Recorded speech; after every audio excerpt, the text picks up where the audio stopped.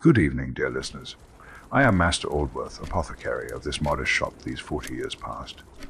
Tonight, I shall speak to you of chamomile, a flower of uncommon gentleness, a plant I have known all my life. The rain falls softly outside my window. The fire burns low in the grate. The shop is quiet now. All the customers have gone home. The door is locked. The lamps are dimmed. Only the jars remain, rows upon rows of them. Ceramic and glass, each with its label, each with its purpose. Among them, always, chamomile in several jars actually, for I use it often, keep it well stocked. We shall proceed slowly tonight. There is no haste in these old walls, no urgency among these jars and bottles. Time moves differently here. In the apothecary's shop, in the evening, with rain outside, I have nowhere to be. You, I trust, have nowhere to be. We can take our time, let us settle in. Let us breathe, let us begin. Let me tell you first the time itself, of ages so distant. They strain the mind. We think our remedies are old, our traditions ancient. And they are, but chamomile is older still.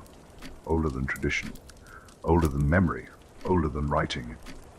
Scholars tell us of a place called Jacob's Bridge. It lies in the ancient lands of Israel. A site of archaeological significance, layers upon layers of human habitation. They dig carefully there, sifting through sediments, recording what they find. And in sediments 800,000 years old, they found chamomile pollen. 800,000 years. Let us pause on that number. Not 800, not 8,000, 800,000. A span beyond comprehension, beyond imagination, almost.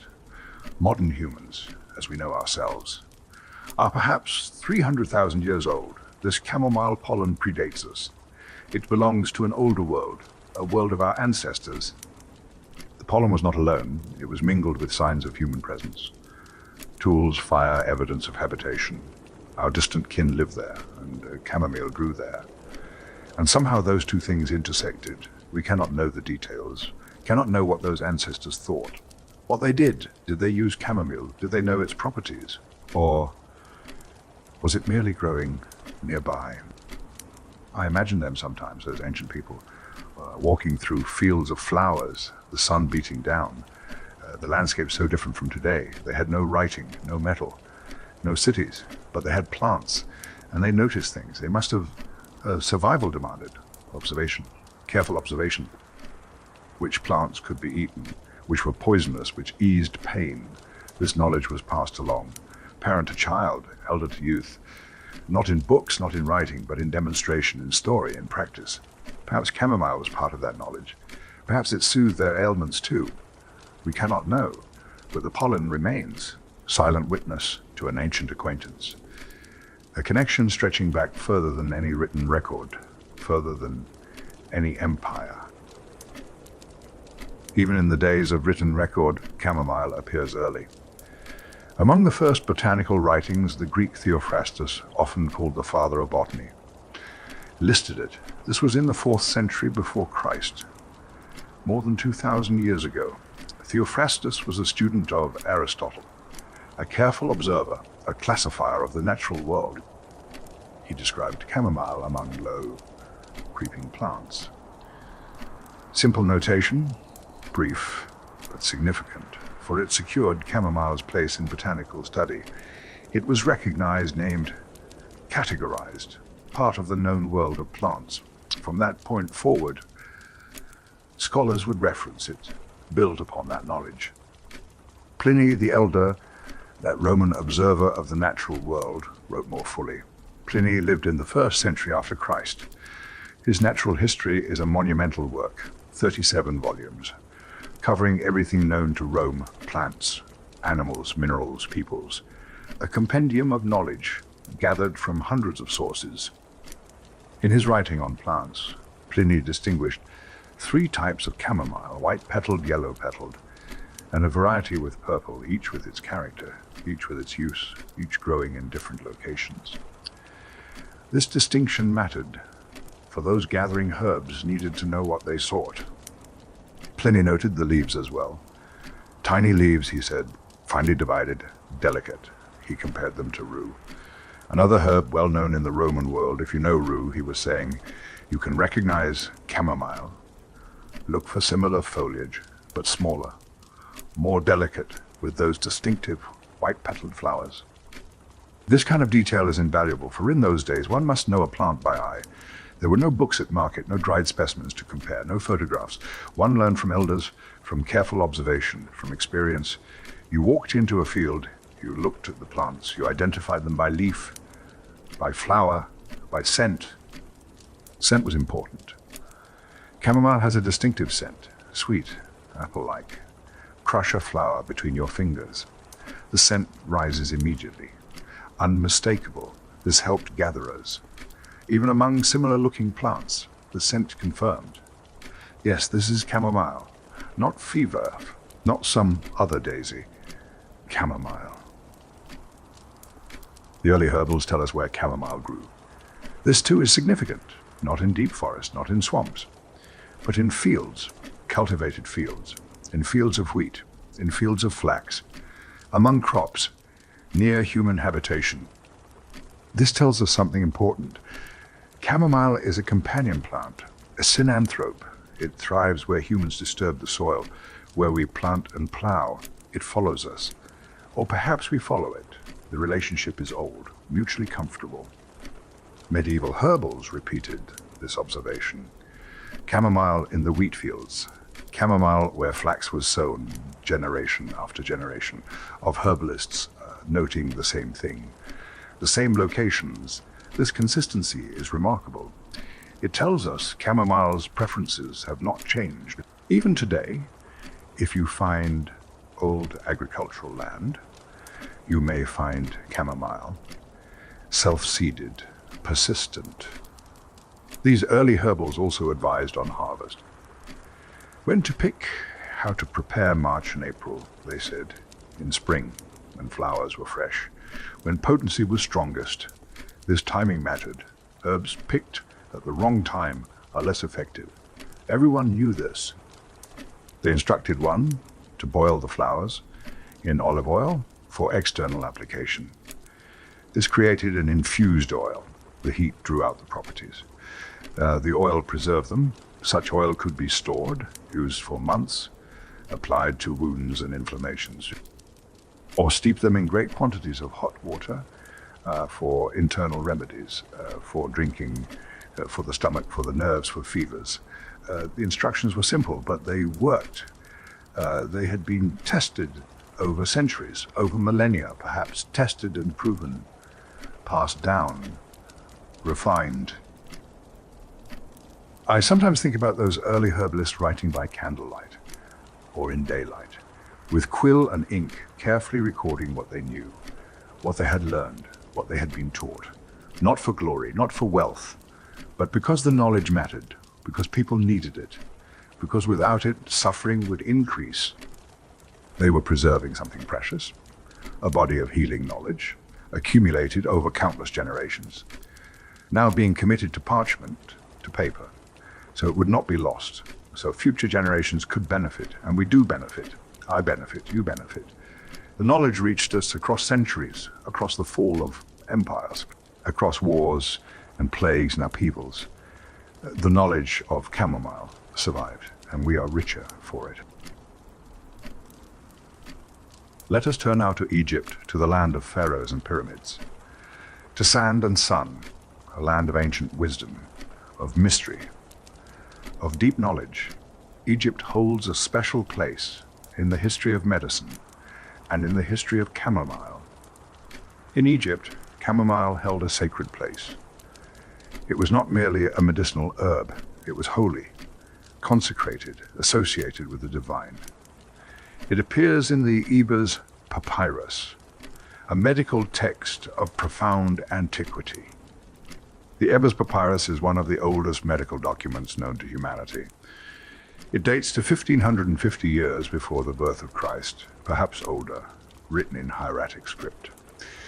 On papyrus 20 meters long when unrolled.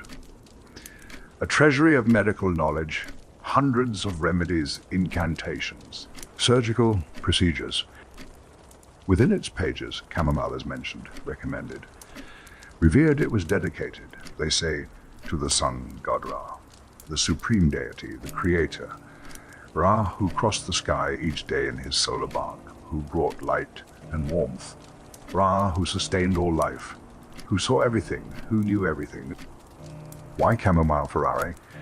Consider the flower itself, round, golden-scented, white rays spreading outward. Like the sun, the resemblance is clear.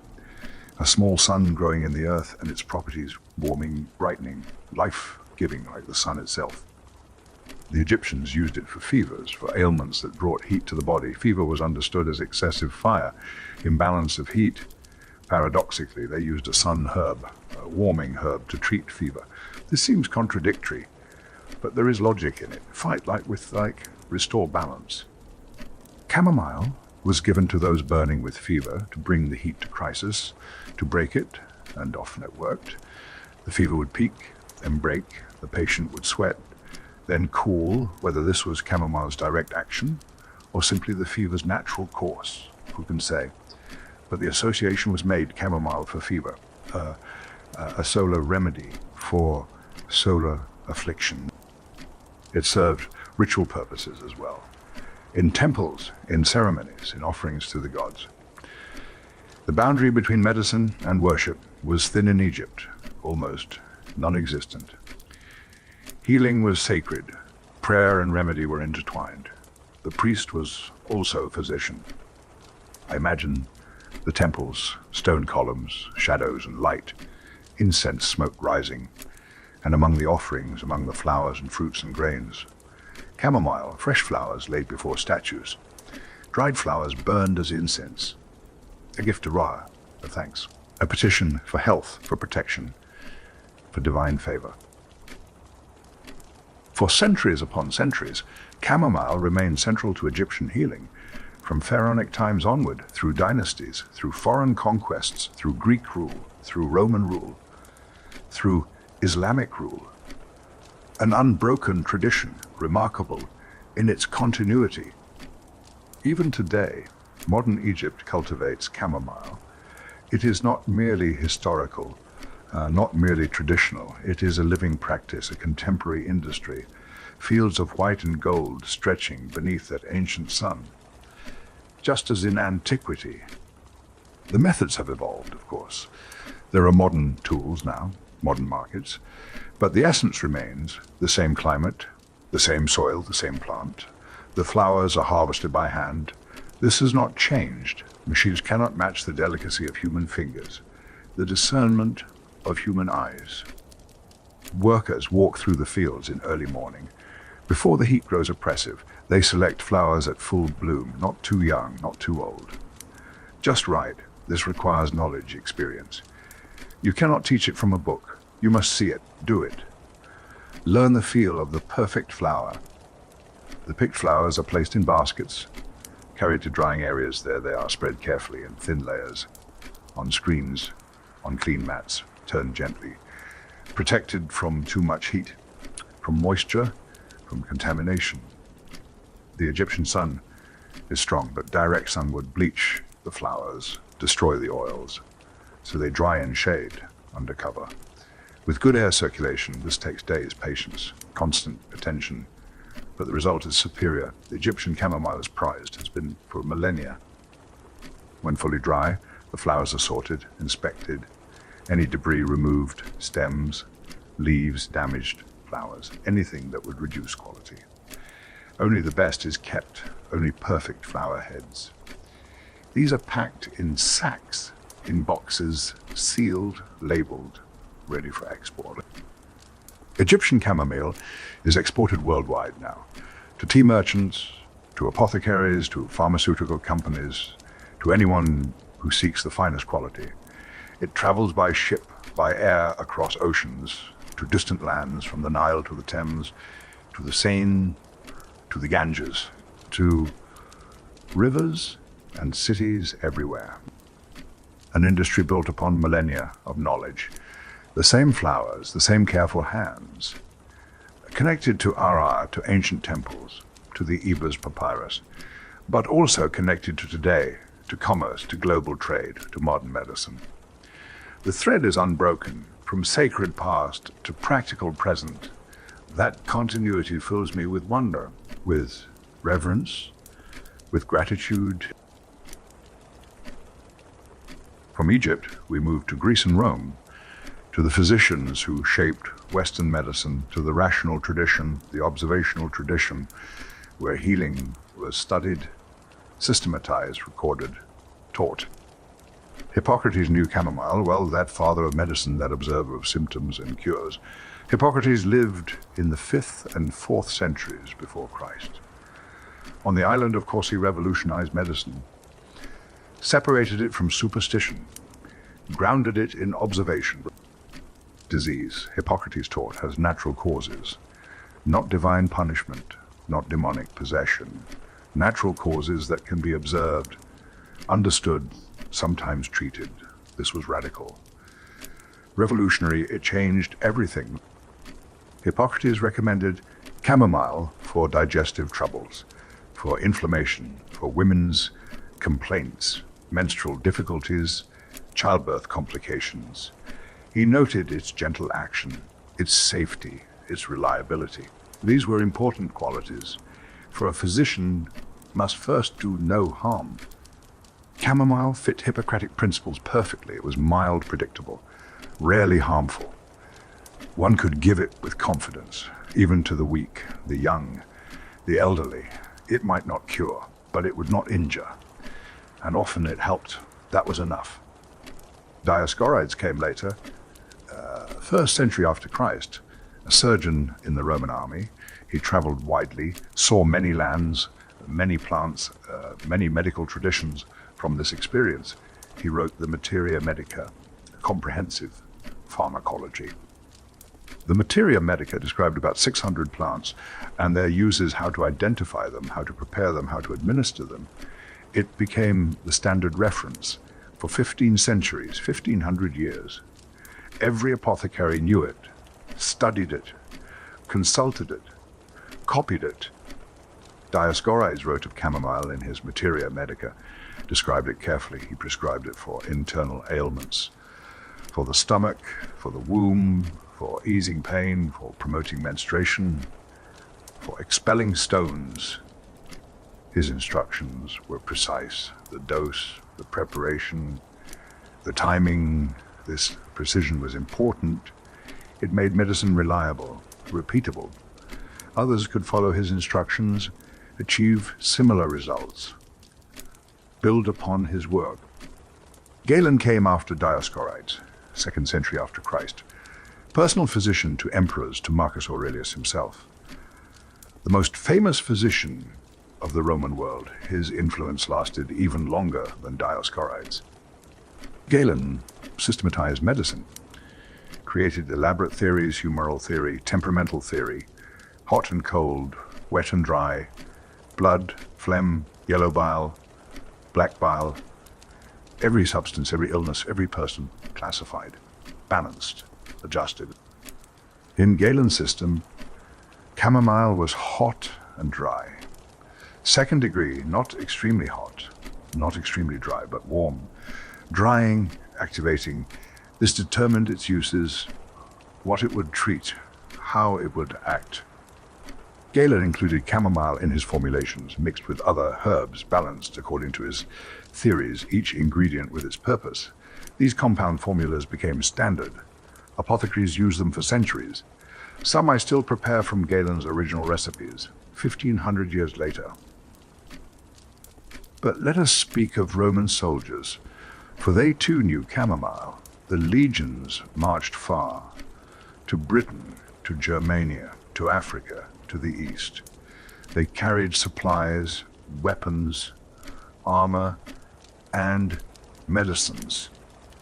In the soldier's pack, there were herbs, essential herbs. For field medicine, chamomile was among them, always. It was too useful to leave behind. Soldiers used it to dress wounds, battle wounds, training injuries, a cut from a sword, an arrow wound, bruises, sprains. Chamomile tea was poured over the wound to clean it, to prevent corruption, or crushed flowers were applied directly As a poultice bound with cloth, this reduced swelling, eased pain, promoted healing. In the field, far from proper physicians, this mattered. This saved lives. They also drank chamomile tea for digestive troubles, common on campaign, bad water. Unfamiliar food, stress, all caused stomach problems. Chamomile helped settle the digestion, allowed soldiers to function.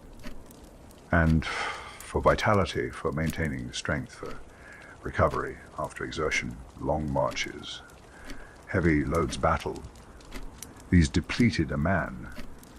Chamomile tea, warm and soothing, helped restore, helped him continue. I imagine them, evening in camp, fires burning, tents pitched, a soldier boiling water, adding chamomile from his pack. The scent rising, apple sweet, a small comfort, a reminder of home, perhaps reminding him of his mother, his sister, someone who made him chamomile tea as a child. Small comforts matter, especially in hard circumstances, especially far from home. Chamomile provided that, a taste of gentleness, of care, in a life otherwise harsh, otherwise brutal. The Roman writers, as I mentioned, distinguished types of chamomile: white-petaled, yellow, petaled, purple-petaled.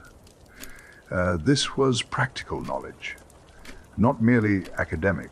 It served a purpose.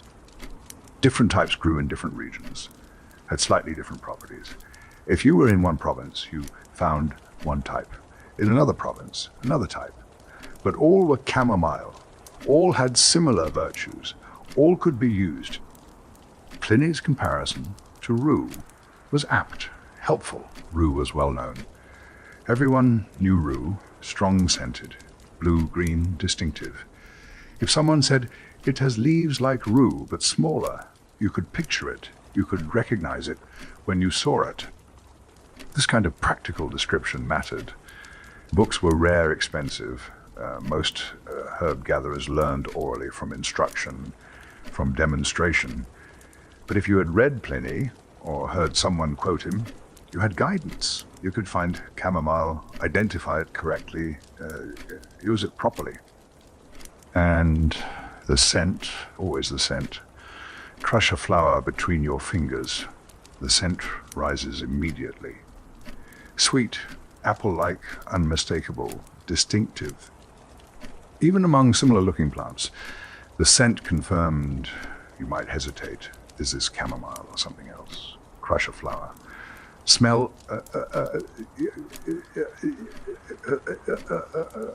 Yes, chamomile. The scent tells you this sensory knowledge, this embodied knowledge. It was essential. We have lost some of that today. We rely on labels, on packaging. We trust others to identify correctly, to supply pure herbs, but the old herbalists trusted their own senses, their own knowledge. They looked, they smelled, they tasted, they knew. From Greece and Rome, chamomile knowledge spread throughout the empire, to every province, every territory, wherever Roman influence reached, and it persisted, even after Rome fell. Even as the empire crumbled, the knowledge remained, in monasteries, in practice, in memory, waiting for the next chapter, the next keepers, the next hands to tend it. Centuries passed. Rome fell, the Western Empire collapsed.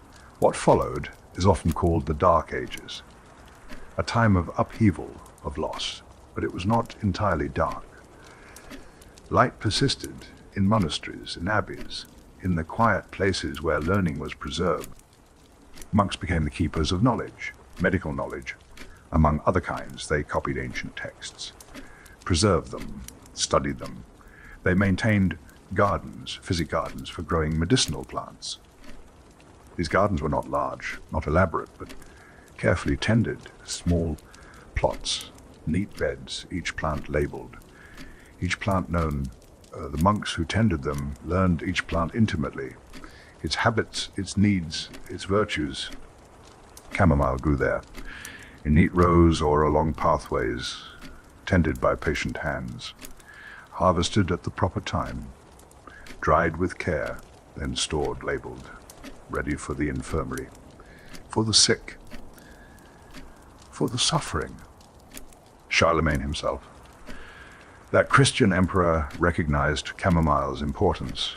In the late 8th century, he issued an order, the Capitulaire de Villis, a decree listing plants that must be grown in imperial gardens.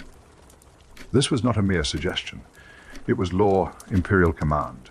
Among the listed plants, 70-odd in total, was chamomile, deemed essential, necessary, too important to leave to chance. Why would an emperor concern himself with garden plants? Because health mattered, because his people's welfare mattered, because a ruler's duty included ensuring medicine was available. Chamomile was part of that, part of the medical infrastructure of public health. So it was planted throughout the empire, in monastery gardens, in estate gardens, in the gardens of the nobility. As ordered, this spread chamomile even further, ensured its availability, secured its future. Monastic infirmaries used chamomile for many complaints. The monks kept detailed records. We can read them still, see what they treated, how they prepared, what results they saw. For melancholy, that darkness of spirit, they gave chamomile. Melancholy was understood as an excess of black bile, cold, dry, heavy chamomile. Being warm and drying in a lighter way could balance this. Or so the theory went, whether it worked through humoral adjustment or simply through comfort, I cannot say, but the monks recorded improvement, lifting of spirits, return of appetite, better sleep. These are real benefits, whatever the mechanism. For stomach weakness, chamomile was a first resort. Those unable to digest properly, who felt heaviness after eating, who had no appetite. A cup of chamomile tea before meals to kindle the digestive fire, to prepare the stomach to invite appetite. For menstrual discomfort, it was given to the nuns. To women in the surrounding villages, cramping, irregularity, pain, all treated with chamomile as a tea, sometimes in wine, sometimes in special formulations. The monks prepared it simply. This was part of monastic discipline. Simplicity, purity, no unnecessary elaboration. Dried the flowers, steeped them in hot water, administered the tea with prayer. Prayer was part of the treatment, always medicine and faith intertwined. As the patient drank, the monk prayed for healing, for God's mercy, asking divine aid to work through the remedy, through the herb. Whether this helped, we cannot prove, but it cost nothing, harmed nothing, and it brought comfort, brought hope, which are themselves medicinal. A patient who believes in healing is more likely to heal. We know this even now. Chamomile grew underfoot as well, not just in formal beds, in cloisters, along garden paths. Between paving stones, this was deliberate, intentional planting for beauty and function both. When one walked upon it, it released its scent, that sweet, apple-like fragrance. Each footfall became a small event, a small release of beauty. Walking through a monastery garden became a sensory experience. Imagine it dawn, the light just breaking, mist rising, a monk walking to prayers. His sandals treading the path, chamomile beneath his feet, scent rising with each step. Or evening, the vespers finished, walking back to his cell, tired, perhaps troubled, perhaps at peace. But with each step, that scent. Gentle, clean, sweet, a small reminder of God's creation, of beauty, of care. Some planted it deliberately as a fragrant carpet, a living floor. This required the right variety. Roman chamomile works better for this. It grows low, spreads wide, forms a mat, tolerates foot traffic. German chamomile is taller, more upright. Better for cutting, but Roman chamomile creeps, roots as it goes, fills spaces perfect for paths, for lawns, for walking upon. And it thrives when trodden. This is remarkable. Counterintuitive. Most plants suffer from trampling, break thin, disappear. But chamomile persists. Some say it grows stronger. more vigorous. Whether it truly benefits from being walked upon, I am uncertain, but it certainly tolerates it remarkably well. This made it invaluable for monastery paths, for cottage gardens, for anywhere people walked regularly. Chamomile could grow there. The scent served a purpose beyond beauty. It freshened the air. Monasteries were enclosed spaces. Many people, limited ventilation, air could become stale, heavy, unpleasant. Chamomile, crushed underfoot, perfumed that air, lightened it, made the space more pleasant, more livable. This mattered for those spending their entire lives in such places. Small beauties matter. Small comforts matter. They sustain the spirit. I have walked on chamomile lawns, not in monasteries, those are long gone, but in old gardens, historic gardens where the practice was preserved. It is a strange sensation, soft, yielding, springy, and yes, the scent rising with each step. It makes you slow down, walk more mindfully. You become aware of your footfalls, of the plant beneath, of the scent, of the sensation, a form of walking meditation. Perhaps the monks might have understood it so. In that slowing, in that attention, there is peace, a quiet mind, a present moment. Just walking, just breathing, just being. Chamomile facilitating this in its small way, with its scent and softness. From monastery gardens, chamomile spread further to villages, to farms. Monks shared their knowledge, gave cuttings, gave seeds, taught the villagers how to grow it, how to use it. It became common, widespread, a cottage garden staple. Every household had some near the door, along the path, for emergencies, for daily use, for comfort. The medieval period is sometimes dismissed, called dark, backward. But in herb gardens, knowledge thrived, practice continued. Chamomile was known, used, valued, preserved, waiting for the next era, the next development, the next chapter, and that chapter was coming. The age of apothecaries, of pharmacopoeias, of systematic medicine, chamomile's golden age, you might say. But we will come to that in time. There is no rush. Over time, chamomile gathered meanings beyond medicine. It became a symbol. People noticed things about it, qualities beyond its healing properties. These observations became folklore, symbol, meaning a symbol of comfort, of resilience, of quiet endurance. These are not small things, not trivial. Symbols matter. They shape how we see, how we understand, how we relate. Folk noticed how chamomile thrived when walked upon, how it returned after being trampled. They contrasted this with other plants, delicate flowers that bruise, that break, rare plants that need careful handling, protection, isolation. But chamomile grew in paths, where feet trod daily, where cartwheels rolled, where children played, and it persisted. Year after year, coming back, blooming. This quality made it an emblem of those who endure hardship, of those who are overlooked, trodden, yet persist, of humble folk who bear the weight, who continue despite everything. There is something moving in this, something profound, that a small flower could represent such strength, such resilience, not the strength of the oak, not the height of the mountain, but the strength of persistence, of quiet return, of endurance. I think of this when I see chamomile growing wild, in old pathways, in forgotten corners, still blooming, still fragrant, still itself, despite neglect, despite trampling, despite time. It reminds me that gentleness is not weakness, that softness can be strong.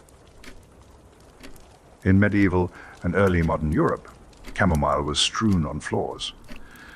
This was a common practice, not just with chamomile, with many herbs, but chamomile was among the favorites, most frequently used.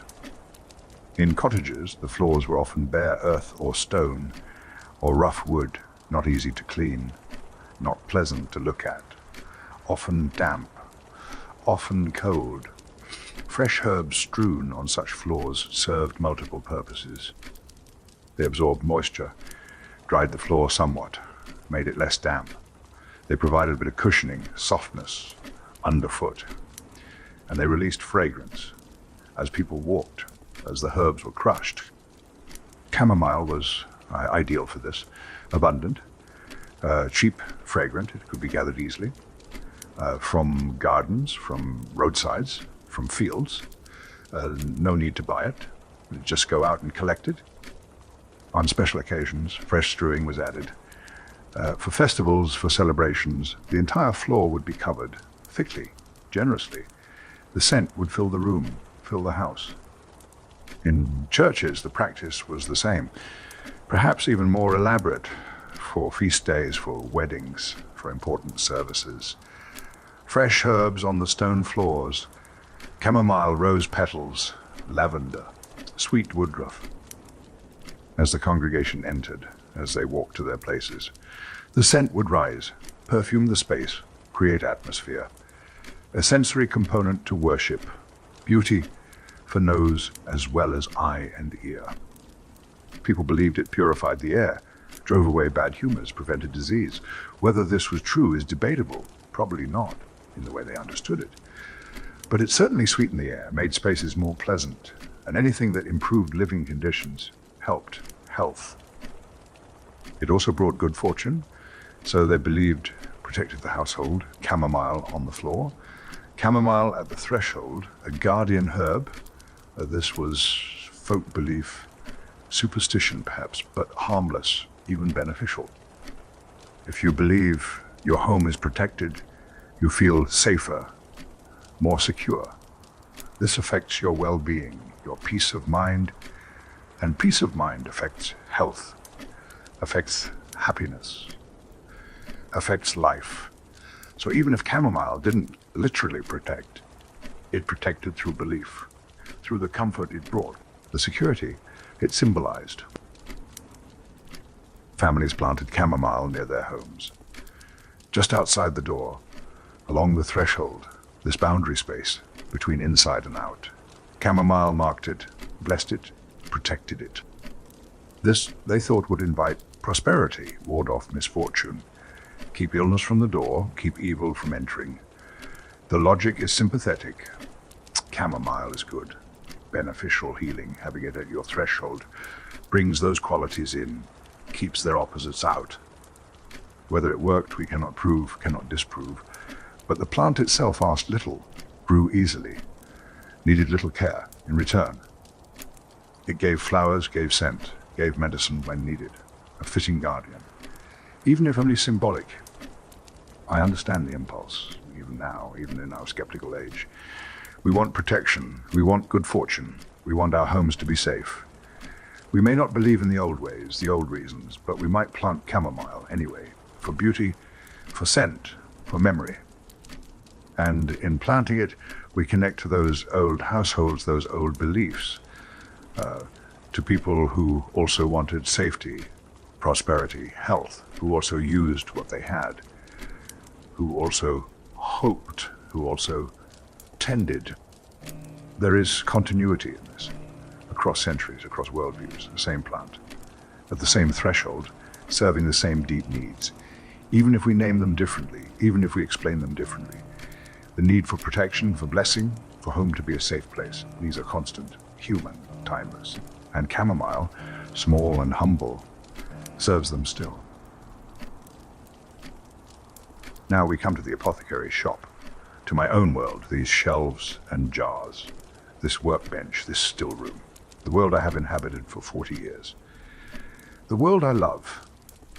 If you were to enter any apothecary between the 16th and 19th centuries, you would find chamomile, not might find, would find with certainty, on the shelf, in the storeroom, in jars labeled clearly, always present, always available. It was standard stock, like willow bark, like peppermint, like sage. No apothecary could function without it. The demand was too constant. Too many people requested it, too many formulas required it. The dried flowers were kept in ceramic jars, or sometimes glass, sealed tight. This was important. The central chamomile's virtue lies partly in its volatile oils. These evaporate easily. If the jar is left open, the oils escape. The chamomile weakens. So we sealed them, corks, wax, whatever would keep air out, and we stored them away from light. Light also degrades the oils. A dark shelf, a closed cupboard, somewhere cool, if possible. These precautions preserved quality, kept the chamomile potent. Good chamomile should be pale yellow. The flowers intact, not crumbled, not broken, whole flower heads. The petals should still be white, or cream, not brown, not grey. If the color faded to brown, the chamomile was too old. Its virtue had diminished. It was not worthless, but not optimal. We would sell it cheap, discount it, or use it for lesser purposes. The scent was crucial. Open the jar, lean in, breathe. It should smell strong and sweet, apple-like. Distinct. If it smelled musty, it had gotten damp. If it smelled flat, it was too old. Either way, such chamomile we would not sell, or sell it with disclaimer. Reputation mattered. An apothecary was trusted with people's health. If you sold poor quality herbs, word spread, customers went elsewhere. You built trust through consistent quality, through honesty, through care. This took years, decades, but once established, it sustained you. I learned this from my master. He learned from his back through generations. Quality first always, even if it cost more, even if it reduced profit. Because what profit is there in lost trust, in a ruined name? Better to earn less and sleep well. Better to be known for reliability. Chamomile was among the most frequently requested herbs by everyone, rich and poor alike, though they purchased differently. A wealthy lady might come in, well-dressed, accompanied by servants. She would ask for chamomile tincture in a pretty bottle, labeled elegantly. She might pay extra for the convenience, the presentation, for not having to prepare it herself. For the refined bottle she could display. I would sell her exactly that. A fine tincture, well filtered in blue glass, with a neat label in my best handwriting, sealed with wax. A labourer's wife would come indifferently. Alone, perhaps with a child, she would ask for dried flowers, loose by the ounce. She would measure carefully. Count her coins, make sure she could afford it. I would measure accurately. Give good weight, sometimes a bit extra, if times were hard. She would take it home, prepare it herself. Brew tea, make poultices, the same plant, the same medicine, just different forms, different prices, but both effective, both helpful, both chamomile. This was the beauty of herbs. They were democratic, available to all. The rich could have convenience, elegance, presentation, but the poor could have the herb itself, the actual medicine. They might work harder to prepare it, but the benefit was the same. Not like modern medicines, expensive, patent protected. Out of reach, herbs grew. Anyone could grow them, could gather them, could use them.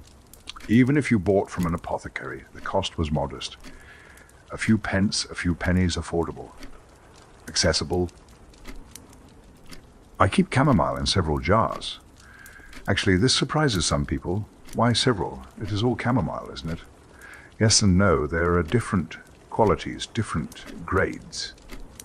One jar holds premium flowers. Perfect Egyptian, usually, or the finest German. These I save for special orders, for tinctures, for customers who know the difference. Another jar holds good commercial grade, reliable, consistent, for everyday sales. The third jar holds domestic, local chamomile, gathered nearby, perhaps not as potent as Egyptian, but fresh, well cared for, honest. Some customers prefer this. They like knowing where it came from. They trust local. They value the nearby, the known. And sometimes I have a jar of older stock, still usable, just not optimal.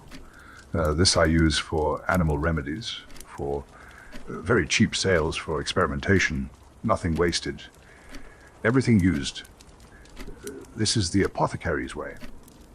Each jar is labeled, not just chamomile, but details. Chamomile Egyptian, 1822, or chamomile German, home counties, 1823. This way I know, I can track, I can ensure proper rotation. Oldest, used freshest, preserved carefully, order maintained. Order matters in an apothecary shop. There is so much to track, dozens of herbs, hundreds of preparations, varying ages, varying sources. Without order, without labels, without system, chaos would reign. Mistakes would happen. Wrong herb dispensed. Wrong dose given. So we maintain order, obsessively perhaps. But necessarily, lives depend on it. Health depends on it. A moment's carelessness could cause harm, could cause death. This keeps me careful, keeps me attentive, even after 40 years. Looking at my chamomile jars now, in the lamplight, the fire dying, they look ordinary, simple ceramic, simple labels, but they represent so much. Centuries of knowledge, thousands of uses. Countless patients helped, countless sufferings eased, all contained in these dried flowers.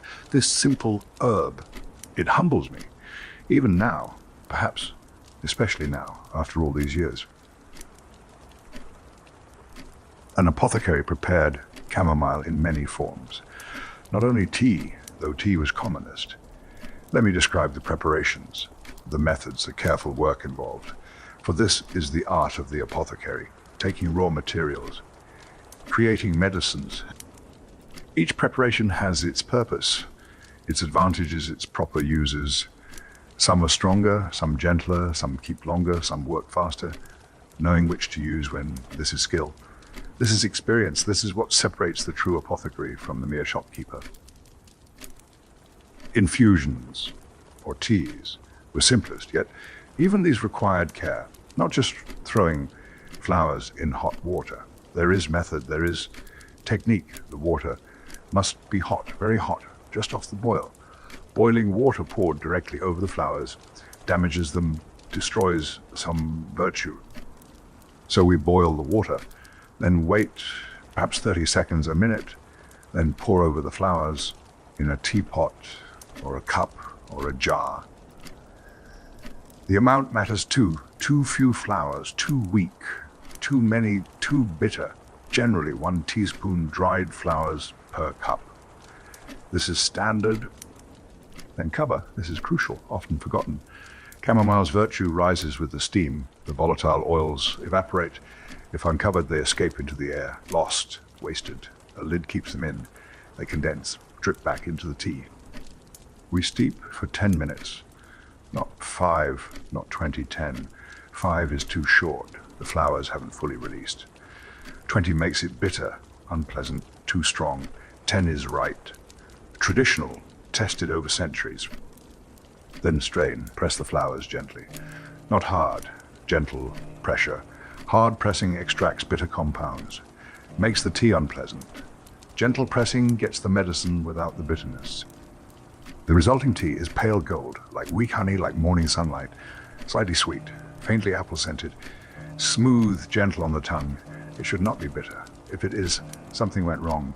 Too long steeping, too hot water, too much pressure, something. I have made thousands of cups of chamomile tea, tens of thousands for myself, for customers, demonstrating the method, and still I pay attention. Still, I follow the steps, because each cup matters, each cup goes to someone who needs it. Tinctures required, alcohol. Spirits of wine, strong, clear, unflavored. We use the highest proof available. 70%, 80, sometimes 90, the alcohol extracts. Compounds water cannot. Different constituents, different actions. The process is simple, but slow, patient. Fill a jar halfway with dried chamomile flowers, not packed, just loosely filled. Cover completely with alcohol. At least 2 inches above the flowers. Seal tight, very tight. Alcohol evaporates even faster than water. This jar stands in a dark place, a cupboard, a cellar for 2 weeks. Some say longer, 4 weeks, 6 weeks. I find 2 weeks sufficient for chamomile. It is delicate, gives up its virtue readily. But during those 2 weeks, daily attention is needed. Shake the jar once a day, gently but thoroughly. This agitates the mixture, keeps the flowers from settling, aids extraction. I make my rounds each evening before closing the shop. Check the tinctures in process. Shake each jar. Sometimes I hold them to the light. Watch the liquid swirl. It darkens over time. Starts clear, becomes golden. Then amber. After 2 weeks, strain. This requires good cloth, muslin, or fine linen, several layers. Pour the tincture through. Let it drip. Don't rush. When dripping slows, gather the cloth. Twist, press the flowers. Extract every drop. The alcohol is expensive. The medicine, precious. Waste nothing. Get everything out. The spent flowers go to the compost, or the pigs even spent. They have used. The tincture goes into amber glass bottles. Never clear glass. Light degrades it. Amber glass protects. Preserves potency. Label carefully. Chamomile tincture, September 1823. The date matters. Tinctures last year's, but not forever. After 5 years, 10 years, quality declines. Best to know when it was made. A few drops in water. Give the medicine 10 drops, 20, 30, depending on need, on size of patient, on severity of complaint. Much stronger than tea, longer lasting on the shelf, more concentrated. Some customers prefer tinctures, convenient, quick, no brewing needed. Just drops in water. Stir, drink, done. Others dislike the alcohol, the taste, the burn. For them, tea is better, gentler, more familiar. Distilled waters were more delicate, more refined, more time-consuming. These required a still copper, traditionally, with a coiled condenser. Not every apothecary had one. They were expensive, complicated, but I do, inherited from my master, who inherited from his... Fresh chamomile is best for distilling. Dried works, but fresh is superior. Fill the still with flowers, not packed tight, loosely. Add water, enough to cover, to create steam. Heat gently, very gently. We're not boiling soup. We're coaxing vapor, encouraging it to rise as the water heats, steam forms, rises through the flowers, carries their essence, their volatile oils, their scent. The steam rises into the condenser. A coiled tube surrounded by cold water. The steam cools, condenses, becomes liquid again, drips into a receiving vessel, drop by drop. This liquid is the hydrosol, the distilled water. Pure, fragrant, gentle. It looks like water. Clear, transparent, but smell it. Chamomile, concentrated, beautiful. A small amount of essential oil floats on top. Very small. Chamomile is not oil-rich. This can be separated, kept separately, used in perfumery, in special ointments, or left mixed in. Adds to the water's potency. Distilled chamomile water is gentle enough for infants, for washing eyes, for the most delicate skin, the most sensitive constitutions. It has the virtue of chamomile, but subtler, softer. It keeps a few months if bottled clean, sealed well, kept cool. Not as long as tincture, but longer than tea. A refined preparation, beautiful to make, satisfying to perfect. I don't distill often, it is time-consuming. Requires attention, but when I do, the shop fills with scent, sweet, apple-like. Lovely, customers comment. What is that smell?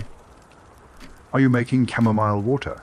They know, they recognize, they appreciate. Oils were made by infusion, not distillation. True essential oil requires vast quantities.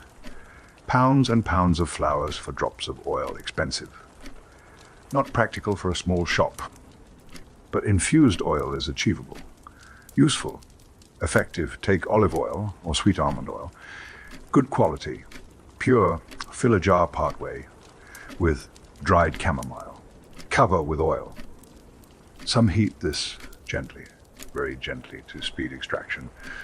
A warm water bath, never direct heat, never boiling. The oil warms, the flowers release. The oil takes on color properties.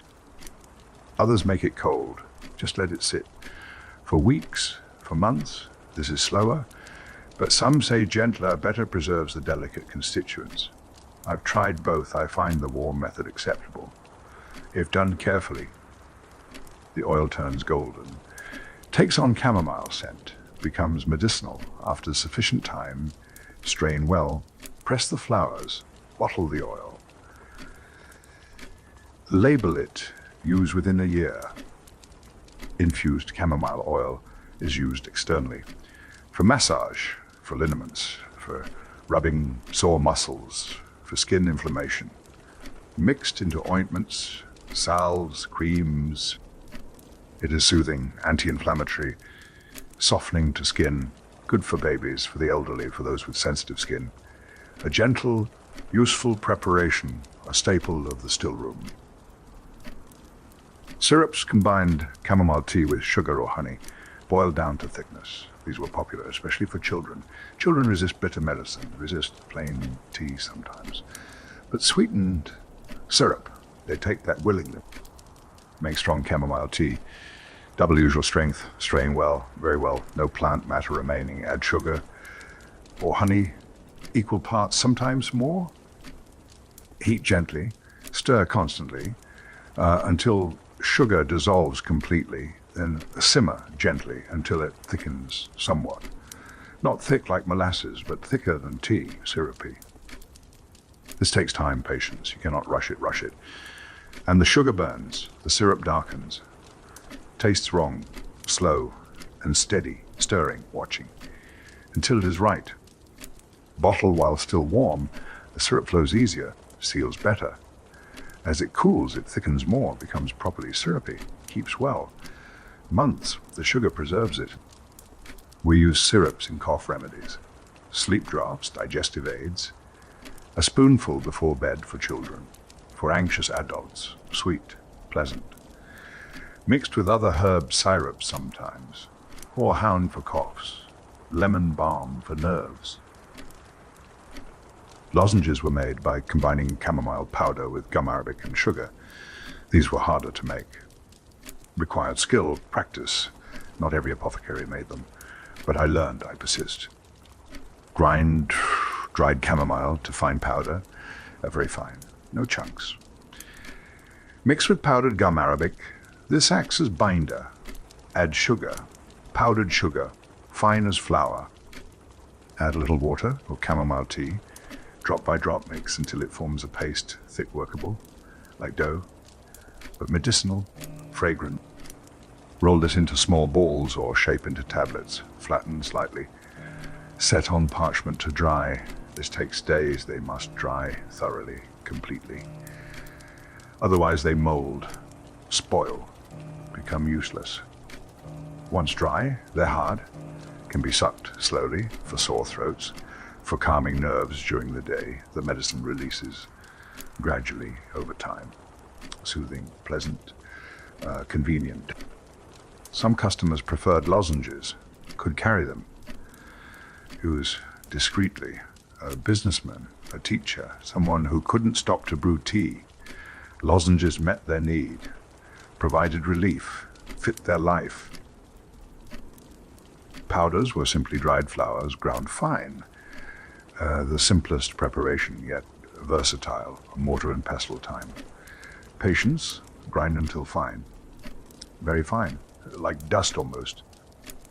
This takes longer than you'd think. Chamomile is fibrous. The flowers resist grinding, require persistence.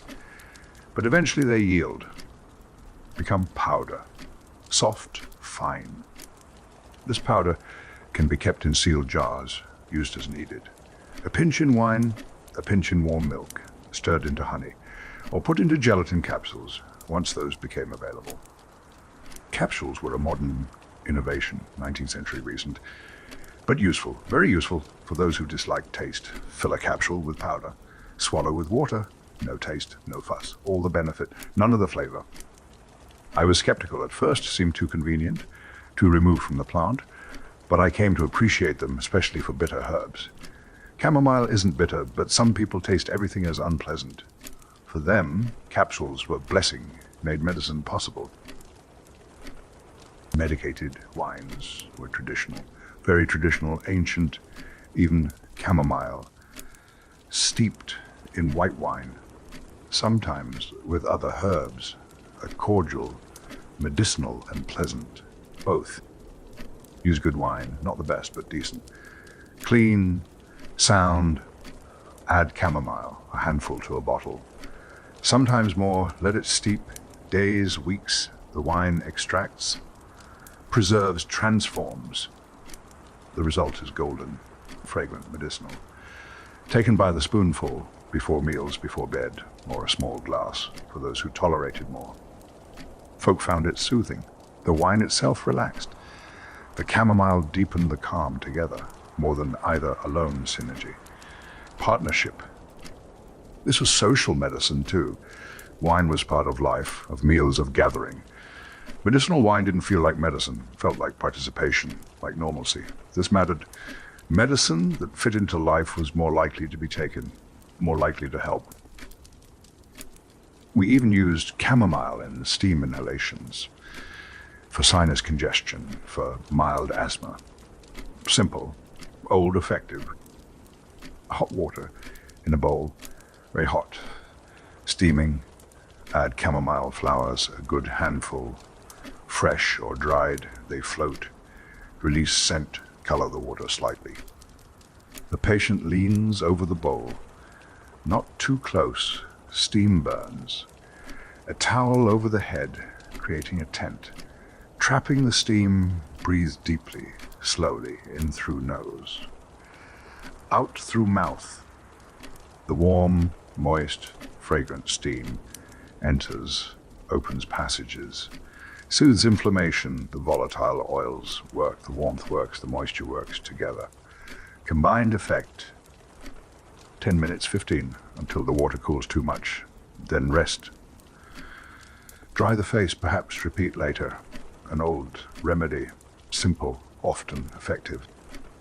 I've done this myself for head colds, for congestion. It works, genuinely works. Clears the head, eases breathing. No magic, just simple physics, simple botany, simple relief.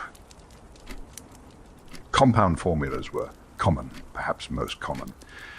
Chamomile combined with other herbs. This is true apothecary art.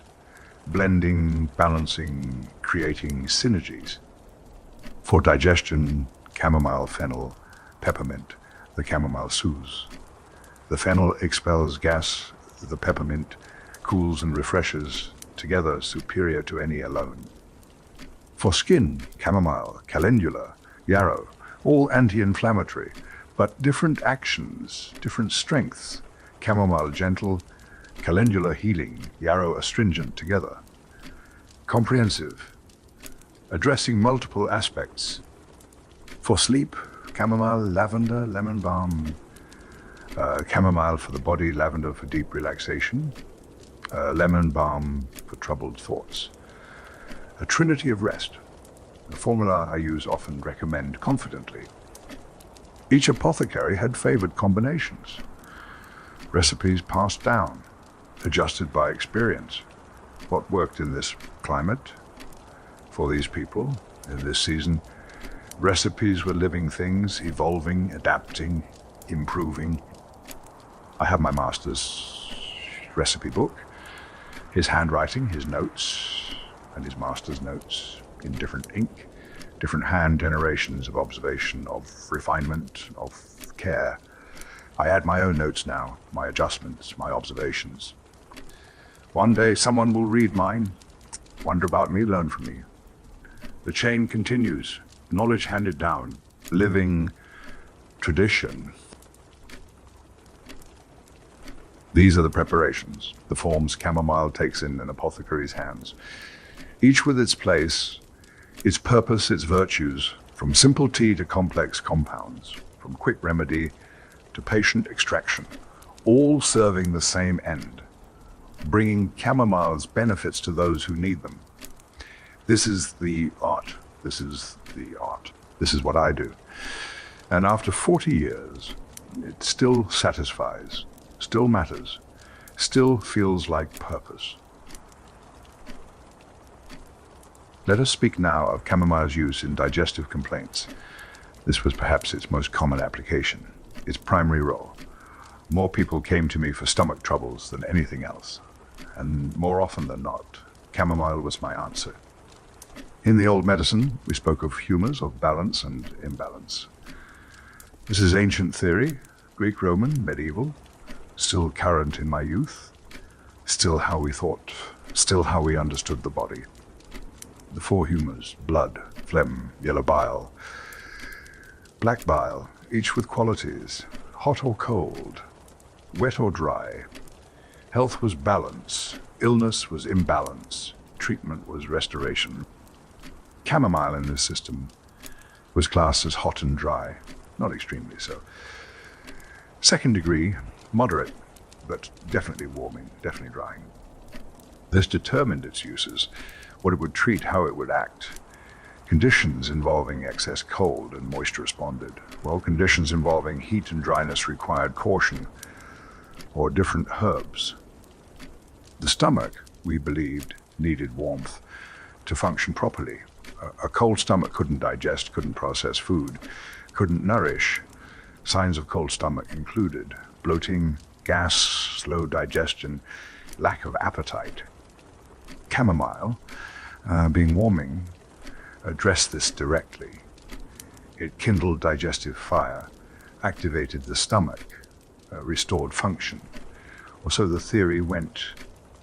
Now, I know modern thinking differs, doesn't speak of heat and cold this way, speaks of enzymes, of peristalses, of chemical processes, different language, different framework, different understanding, but the observations remain valid. Chamomile helps digestion demonstrably, whether through warmth or through other mechanisms, it works. The why we explain changes, the what works stays constant. We prescribed chamomile tea before meals. To prepare the stomach, this was preventive, anticipatory, setting conditions for good digestion. A cup of tea, 20 minutes before eating. Warm, not hot, sipped slowly, this warmed the stomach. Stimulated secretions readied it. Then when food came, the stomach was prepared. Active, ready, digestion proceeded smoothly. Comfortably, this worked especially well for those with weak digestion, with sluggish stomachs. The elderly, the convalescing, the chronically ill, or after meals, if discomfort arose, that heavy feeling, that bloating, that restless unease. Chamomile tea, hot sipped slowly, often within half an hour, relief came. The tightness eased, the bloating reduced, the discomfort faded. I saw this hundreds of times, thousands. It was reliable, not miraculous, not instantaneous, but reliable. Genuine. Indigestion was a frequent complaint. Rich food. Too much food. Food eaten in distress. The stomach rebelling, refusing to settle, causing pain. A gentleman comes in, middle-aged, well-fed, obviously prosperous. I cannot digest, Master Aldworth. Last night's supper sits in me like a stone. I know the type. Rich meals, heavy sauces, too much wine, the stomach overwhelmed, protesting. Chamomile tea, I tell him, hot, 3 cups today. Before each meal tomorrow. He looks skeptical. Just tea, nothing stronger. Just tea, I assure him. Trust me, it will suffice. Usually did. He'd return later. Surprised, grateful, it worked, Master Aldworth. I'm astonished. Such a simple thing. Simple, yes. But effective, sometimes simple is enough. Sometimes simple is muff. Flatulence. That indelicate but common trouble responded especially well. Gas-trapped wind. Bloating discomfort. Sometimes pain. Embarrassing. Uncomfortable, distressing. Chamomile is carminative. This is the technical term. It helps expel trapped wind, reduces formation of gas. The mechanism, I understand now, involves relaxing intestinal muscles, allowing trapped gas to move, to escape, to resolve. We often combined it with fennel seed or caraway for this purpose. Fennel is strongly carminative. Caraway too, together with chamomile. The effect is enhanced. stronger, faster, more reliable. The tea was drunk warm, sometimes sweetened with honey. Honey aids as well. Is soothing, makes it pleasant. Sipped until the discomfort passed, which usually it did. Not always, not every time, but usually mostly. I remember a young mother, her infant screaming, red-faced, inconsolable. Colic, she says, desperate, exhausted. At her wit is end. I've seen it before, will see it again. The helplessness of parents. Chamomile, I tell her. Weak tea, very weak, just colored water almost. Give one spoonful. Wait another spoonful, slowly. She looks doubtful, but she has tried everything else. She returns days later, the baby calm in her arms. It worked, she whispers, almost afraid to say it. He settled, he slept. We both slept, she adds, near tears, grateful beyond words. This was Chamomile's gift, not dramatic cures, but genuine relief. For common troubles, for everyday suffering, for the small agonies that make life hard, many a mother blessed chamomile for this, many a sleepless night shortened by it.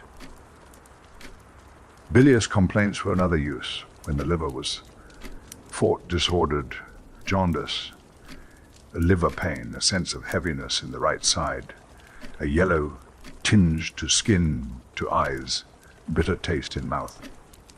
We understood this as excess bile, yellow bile. Too much heat, the liver producing too much, or not clearing it properly.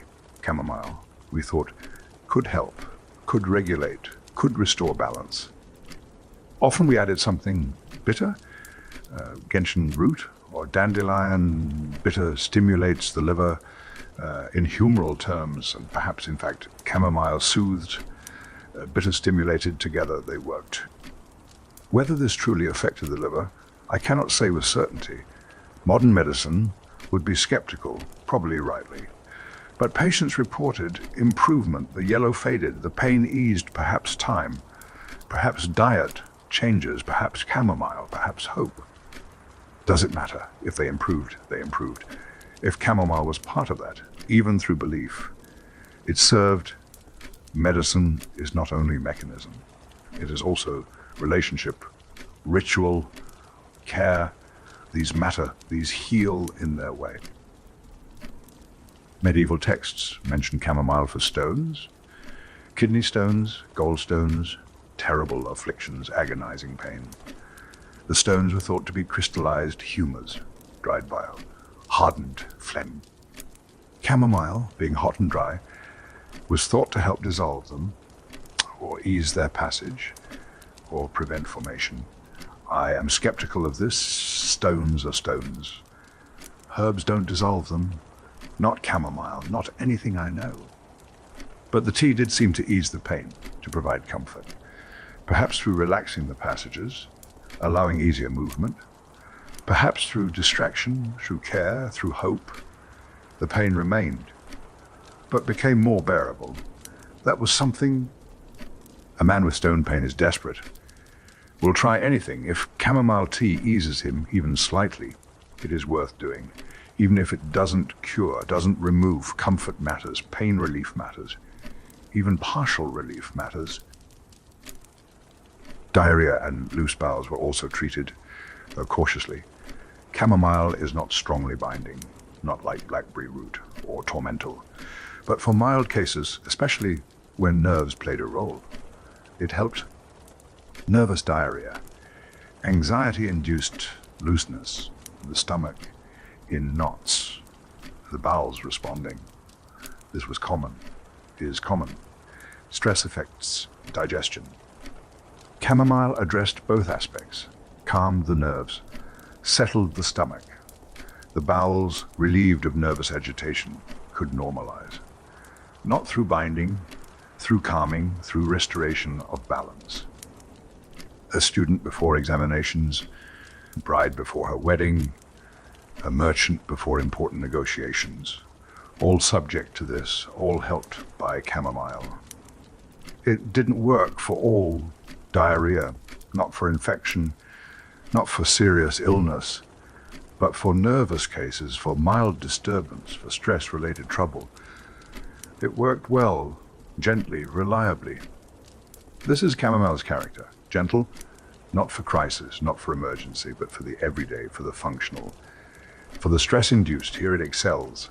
Here it has no rival among gentle herbs. The stomach was our focus, but Chamomile's digestive uses extended throughout the whole alimentary tract from mouth to bowel, wherever inflammation, wherever spasm, wherever distress. Chamomile could help gently, safely, consistently. This made it invaluable, absolutely invaluable, to every apothecary, to every household, to every healer. A gentle remedy for gentle troubles, perfect partnership. We come now to chamomile's use for the nervous system, for anxiety, for sleeplessness. This is where chamomile truly shines, where it has no rival among gentle herbs, where it has served humanity most faithfully, most tenderly. In the evenings, folk drank chamomile tea. This was common, nearly universal, not because they were ill, not because they suffered some named disease, but because the day had been hard, because worries pressed, because sleep seemed distant. It was a ritual, a signal to the body. The day is ending. Peace approaches. Time to let go, time to rest, time to release what cannot be changed. The simple act of making tea, of sitting, of sipping slowly, this itself had value. Pause, breath, transition. And chamomile enhanced this, supported it, deepened it, not through force, not through sedation in the heavy sense, but through invitation, through gentle encouragement, through subtle easing. I have watched this countless times. A person comes in, tense, wound tight, shoulders up near ears, jaw clenched, eyes darting, signs of strain, of sleepless nights, of accumulated stress. I make them tea right there in my back room, hot water. Chamomile, covered, steeped properly. I give them the cup, tell them to sit, to breathe, to take their time. They sip once. Twice the warmth enters, the scent rises. I watch the shoulders drop, just slightly, the jaw unclench a bit, the breathing deepen, slow. This is not imagination, not wishful seeing. It is observable, real. Better? I ask quietly. They nod, sometimes surprised. Yes, actually. As though they hadn't expected it, hadn't believed it possible. That something so simple could touch something so deep. Unlike strong narcotics, chamomile did not force sleep. This is crucial to understand. Opium forces, alcohol forces, they override. They obliterate. You take them, and consciousness dims. Whether you're ready or not, chamomile invites, suggests, makes sleep possible, not inevitable. It removes obstacles, eases tension, quiets the racing mind, but it doesn't knock you unconscious, doesn't steal awareness. This is better, healthier, more natural. Sleep that comes naturally is restorative. True rest, sleep that is forced, leaves you groggy, confused, unrefreshed. With chamomile, you drink your tea, you prepare for bed, you lie down, still yourself, close your eyes, and sleep comes. In its own time, its natural time, not dragged, not forced, but welcomed. And when you wake clean, clear yourself. No fogged, no confusion, no struggle to surface. Just natural waking, as it should be. For nervousness throughout the day, chamomile could be taken as well, not just for evening, for any time anxiety struck. A young woman, prone to worry, to fear, to agitation. Her hands shake, her heart races, her thoughts spin. Small things trigger this. A stranger's glance, an unexpected sound. I give her chamomile, not just for evening, for carrying. Dried flowers in a small tin, for making tea anywhere, or a tincture bottle, small, discreet, in her pocket. When you feel it starting, I tell her, 10 drops in water. Sip slowly. Or make tea if you can, either way. Let it help. She looks doubtful, but desperate, willing to try. Months later, she returns different, calmer, more present. It works, she says simply. I don't know how, but it works. I feel the panic starting. I take chamomile, it eases. Not gone, but manageable. I can function. This is what chamomile does, not cure, not eliminate, but make bearable, make manageable, make life possible. It takes the edge off, allows coping, allows functioning. For some, this is everything. The difference between drowning and swimming, between hiding and living, between suffering and managing, small difference in description, enormous difference in life. Tension headaches often responded. Those headaches born of tight muscles, of clenched teeth, the vise around the temples, the band around the skull. Not migraine, not sickness, just tension, stress, holding. Chamomile tea, sipped slowly. Perhaps a warm compress on the forehead. Cloth soaked in chamomile tea, wrung out, applied warm. The warmth relaxing, the chamomile soothing, both together. And rest.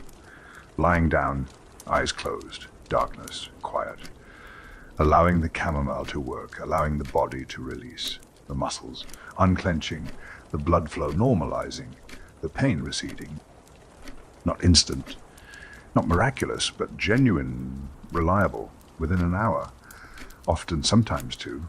The worst passed, the pain diminished, became background, became bearable, then faded further, gone, or nearly so. An old clerk, decades of bookwork, of eye strain, of desk hunching. He gets these headaches weekly, sometimes more. They interfere with work, with life, with everything. I teach him about chamomile, about regular use, about prevention, tea every evening, compress when headache starts. He is skeptical. He has tried things before.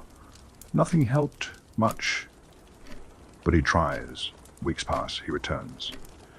They're less, he says, surprised, grateful, less frequent, less severe. When they come, they pass faster. Just from tea, he still can't quite believe it. Just from tea, I confirm. Well, tea and rest and regular use. The body learns, relaxes more easily. Tension doesn't build as much. Prevention is easier than cure, always. Some apothecaries preferred chamomile to stronger remedies, to opium, to alcohol. And with good reason, those substances had their place, their proper uses. But they carried risks, serious risks, dependency, excess harm. Opium is powerful, relieves pain, brings sleep, stops anxiety, but it grips. It claims, it doesn't let go easily. Start with opium, and stopping becomes hard, sometimes impossible. I've seen it. Good people, decent people, destroyed, started with legitimate pain, legitimate need, ended in addiction, in ruin, in early death. Alcohol, too. Taken for nerves, for sleep, for courage.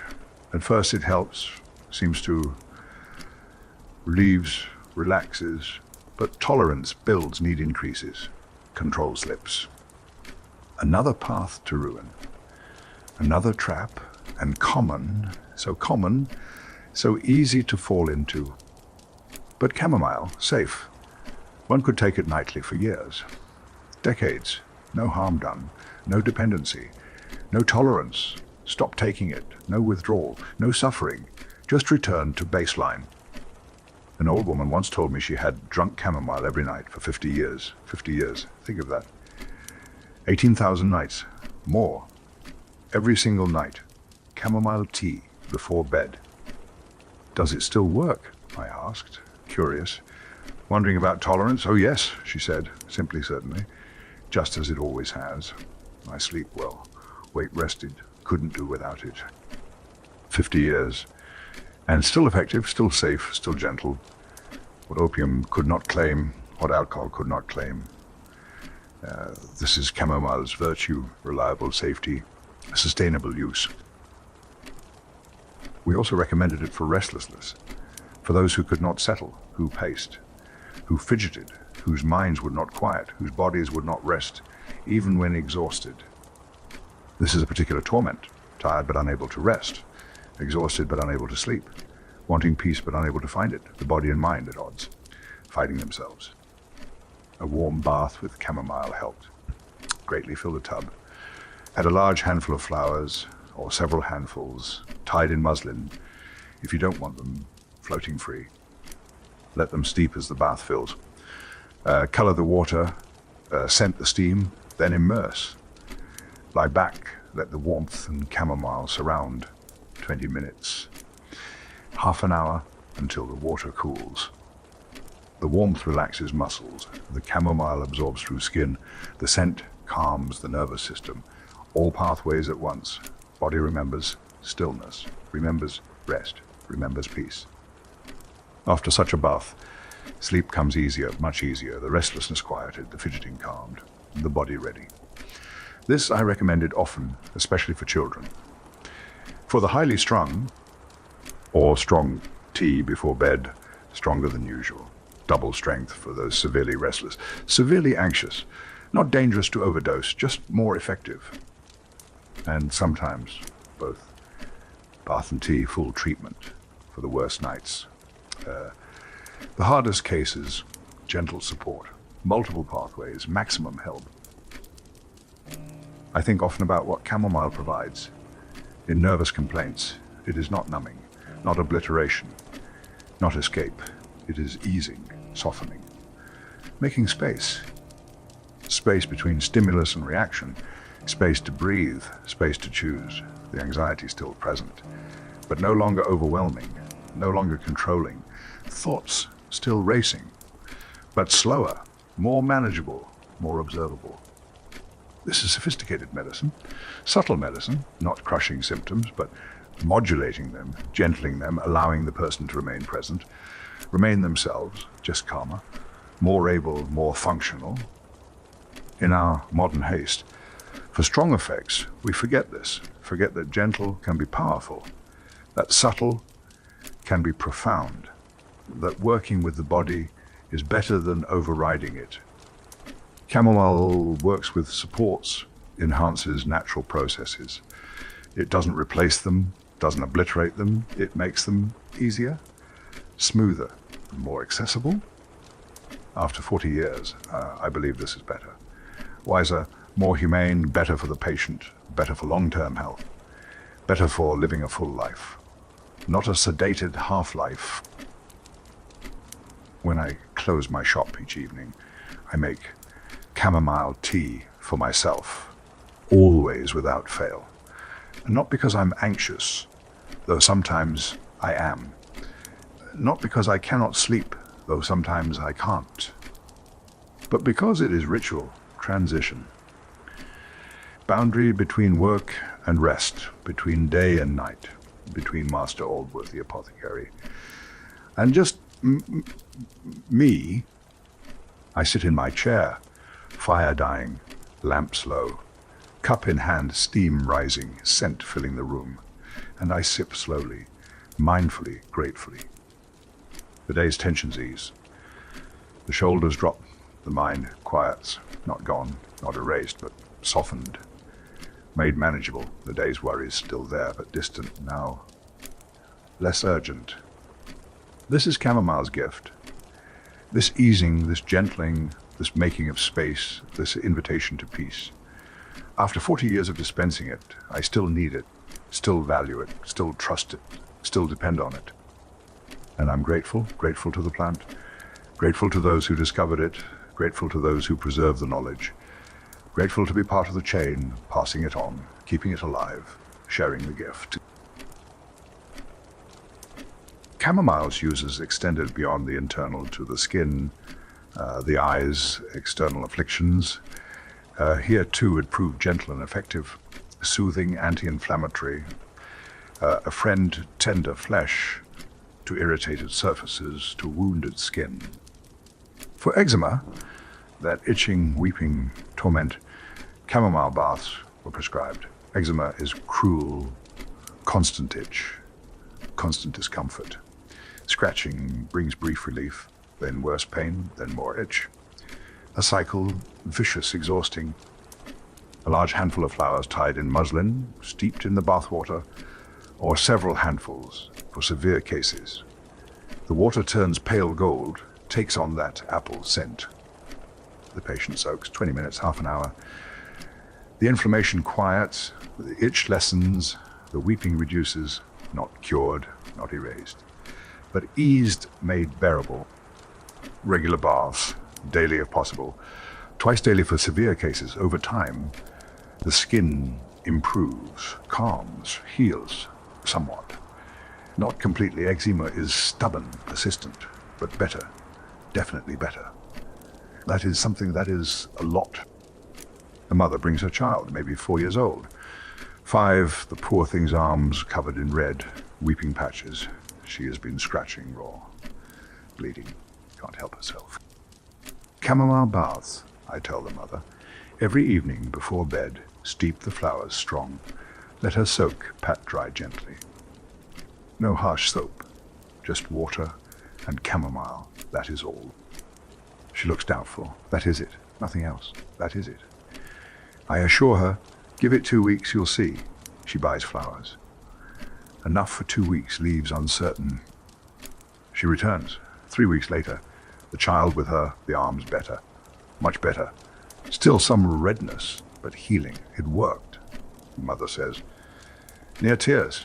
She is sleeping now. Not scratching all night, not crying, just sleeping.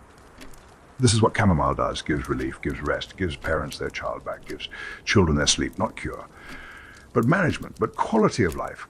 Sometimes that is everything.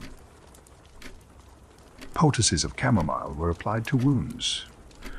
Minor cuts, scratches, abrasions, not deep wounds, not serious injuries. Those needed different care, but common wounds, everyday injuries. The kind we all get. The flowers were bruised, crushed slightly, to release the oils, moistened with warm water or with chamomile tea, then placed directly on the wound, covered with clean cloth. Or a cloth soaked in strong chamomile tea was laid over it, changed several times daily, kept moist, kept clean. This prevented corruption, the wounds festering, the spread of infection. It also reduced swelling, eased pain, promoted healing. The wound remained clean, closed properly, healed well. Not magic. Just good wound care with chamomile's help. I remember a carpenter cut his hand, not deep, but dirty. Workshop wounds are always dirty, sawdust, wood shavings, grime. Risk of corruption, risk of infection, real risk. I cleaned it thoroughly. Chamomile tea, hot, strong, then applied a poultice. Bound it, instructed him. Change it twice daily. Clean first with chamomile tea. Fresh poultice each time. He did. The wound healed clean. No redness, no swelling, no pus. Just closed, healed. As it should. He was grateful, surprised. Just chamomile? He asked. Just chamomile? I confirmed. And cleanliness, both matter. Diaper rash in infants responded well. A delicate problem requiring a delicate remedy. Infant skin is tender, sensitive. Easily damaged, strong remedies burn.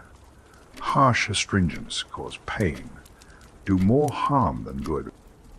But chamomile is safe, gentle enough for the newest skin, weak tea, lukewarm.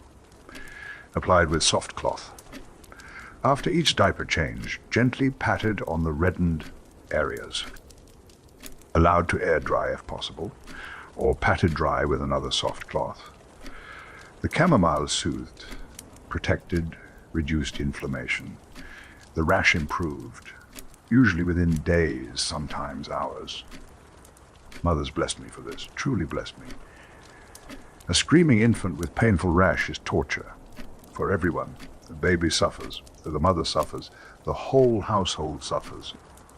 Chamomile brought peace, brought relief, brought rest. The baby stopped crying, started sleeping. The mother could breathe again. Simple remedy, profound effect on the whole family. Sunburn was another use. That prickling, heated pain, the skin red, tight, radiating heat, tender to touch. Miserable, prevents sleep, prevents comfort, prevents everything. Cool, chamomile compresses, applied and reapplied. Cloth soaked in cooled chamomile tea. Wrung out slightly, laid gently over the burnt areas, left until warming. Then refreshed, re-soaked in cool tea, reapplied, over and over, hour after hour, if needed. The anti-inflammatory action reduced the redness, the pain. The heat gradually lessened. The pain became bearable. Eventually sleep came, rest came. Healing could begin. Not a cure, but comfort, which matters greatly to someone in pain. I remember summer, hot summer, harvest time, workers in fields, all day under sun, burning. They'd come in evening, red, suffering, unable to rest. I give them chamomile. Instructions for compresses, or baths if severe, they'd return next day, better, able to work again, grateful, returning to buy more, preventive now, before it got bad. Hemorrhoids, that private misery, were treated with chamomile sitz baths, not a dignified complaint, but common, painful, limiting. People suffered in silence, too embarrassed to seek help. But when they did come, when they admitted it, chamomile helped. A basin of warm chamomile tea, strong, as hot as bearable. The patient sat in it, immersed, for 10, 15 minutes. Relief came gradually. The swelling decreased, the pain lessened, the inflamed tissue calmed, the bleeding often stopped. Not cured, hemorrhoids are persistent, stubborn, but manageable, made livable. Repeated daily, sometimes twice daily. Consistency mattered. One treatment helped, regular treatment managed. Controlled, allowed normal life, normal function, normal comfort. For the eyes, we used very weak chamomile infusions. The eyes are delicate, precious, cannot risk harm. So we were cautious, very cautious, precise. Weak tea, barely colored, steeped briefly, then strained very carefully through fine linen, several layers, no particles, no plant matter, nothing that could scratch, nothing that could irritate. Then cooled, room temperature or slightly cool, never hot, never even warm. Heat damages, eyes cool or tepid, only applied with clean cloth or used as eye wash for conjunctivitis. That red, weeping, itching misery for irritation, tiredness, strain, dryness. It reduced redness, soothed burning, cleared discharge. The eyes felt better, looked better, functioned better. Relief was gentle, but real, appreciated. We were cautious with eyes, always cautious. If symptoms worsened, if pain increased, if vision changed, stop immediately, seek physician. Eyes cannot be risked, but for simple irritation, for mild inflammation, for tiredness. Chamomile was safe, effective, soothing, a gentle wash, gentle relief, gentle return to comfort.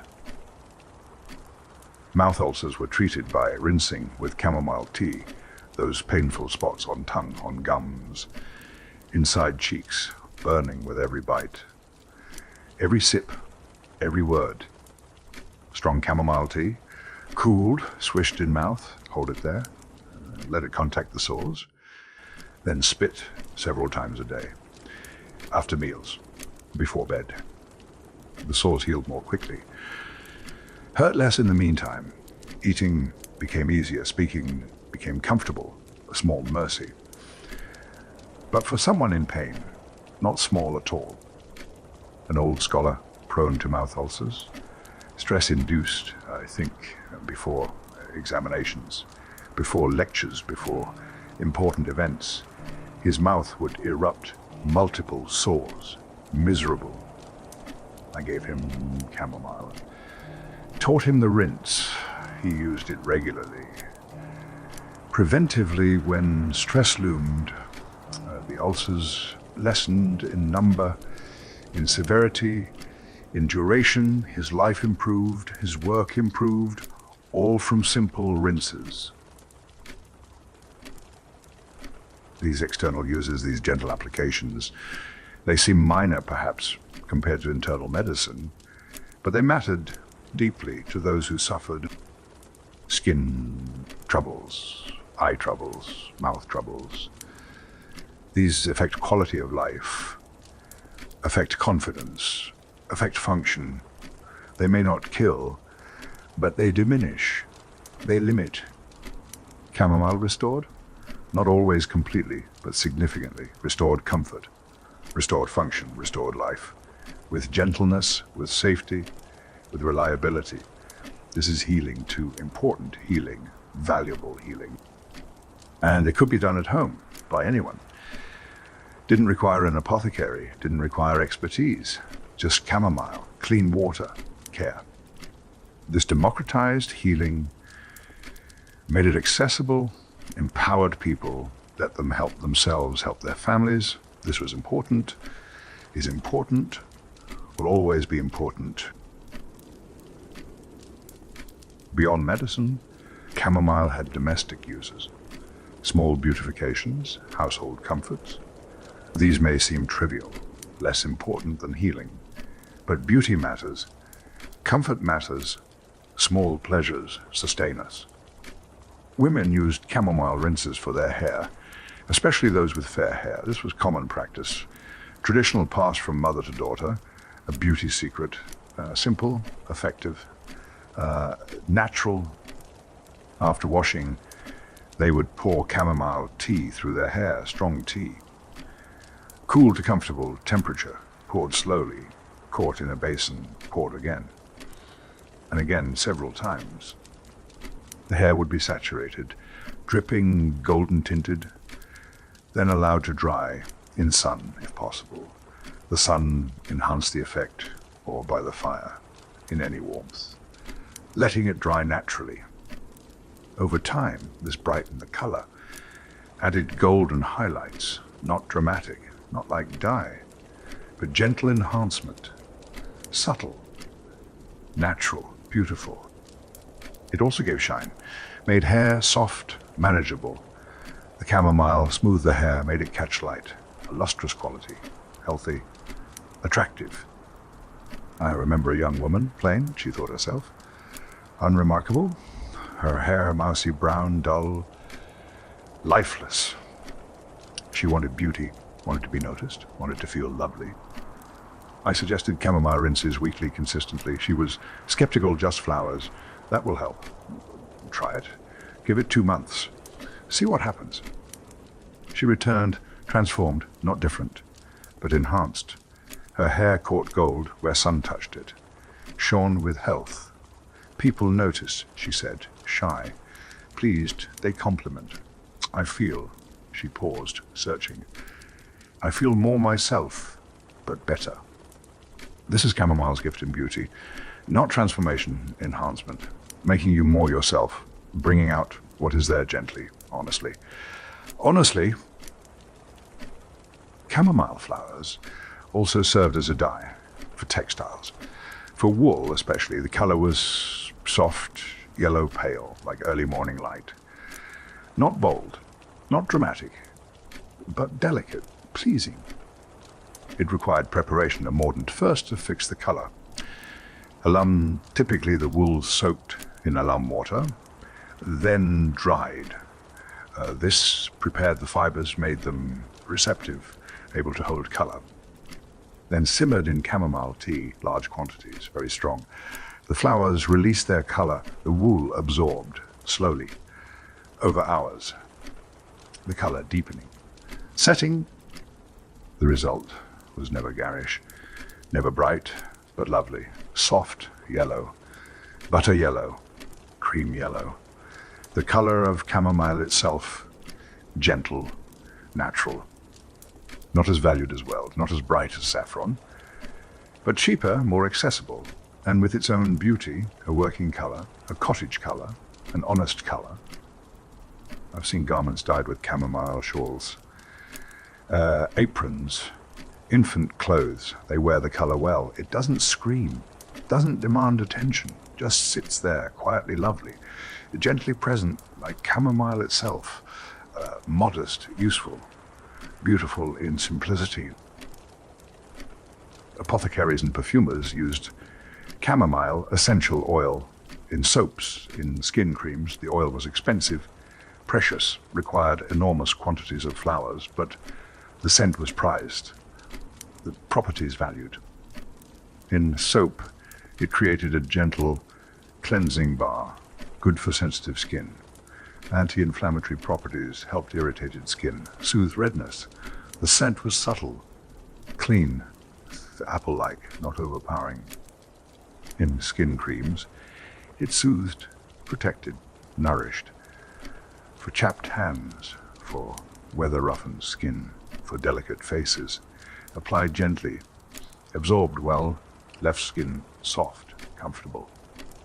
Bath oils too, a few drops in the bath. The scent rising with steam, filling the room, the oil dispersing in water, coating skin gently, luxury comfort, self-care. These preparations were popular, especially with women who valued skincare, who appreciated subtle scents, who knew chamomile's benefits, trusted its gentleness. I made simple chamomile cream sometimes for regular customers, oil infused with chamomile, beeswax, sometimes lanolin melted together, stirred, cooled, potted, sold in small ceramic pots, labeled neatly, for hands, for face, for any irritation. Simple, effective, appreciated.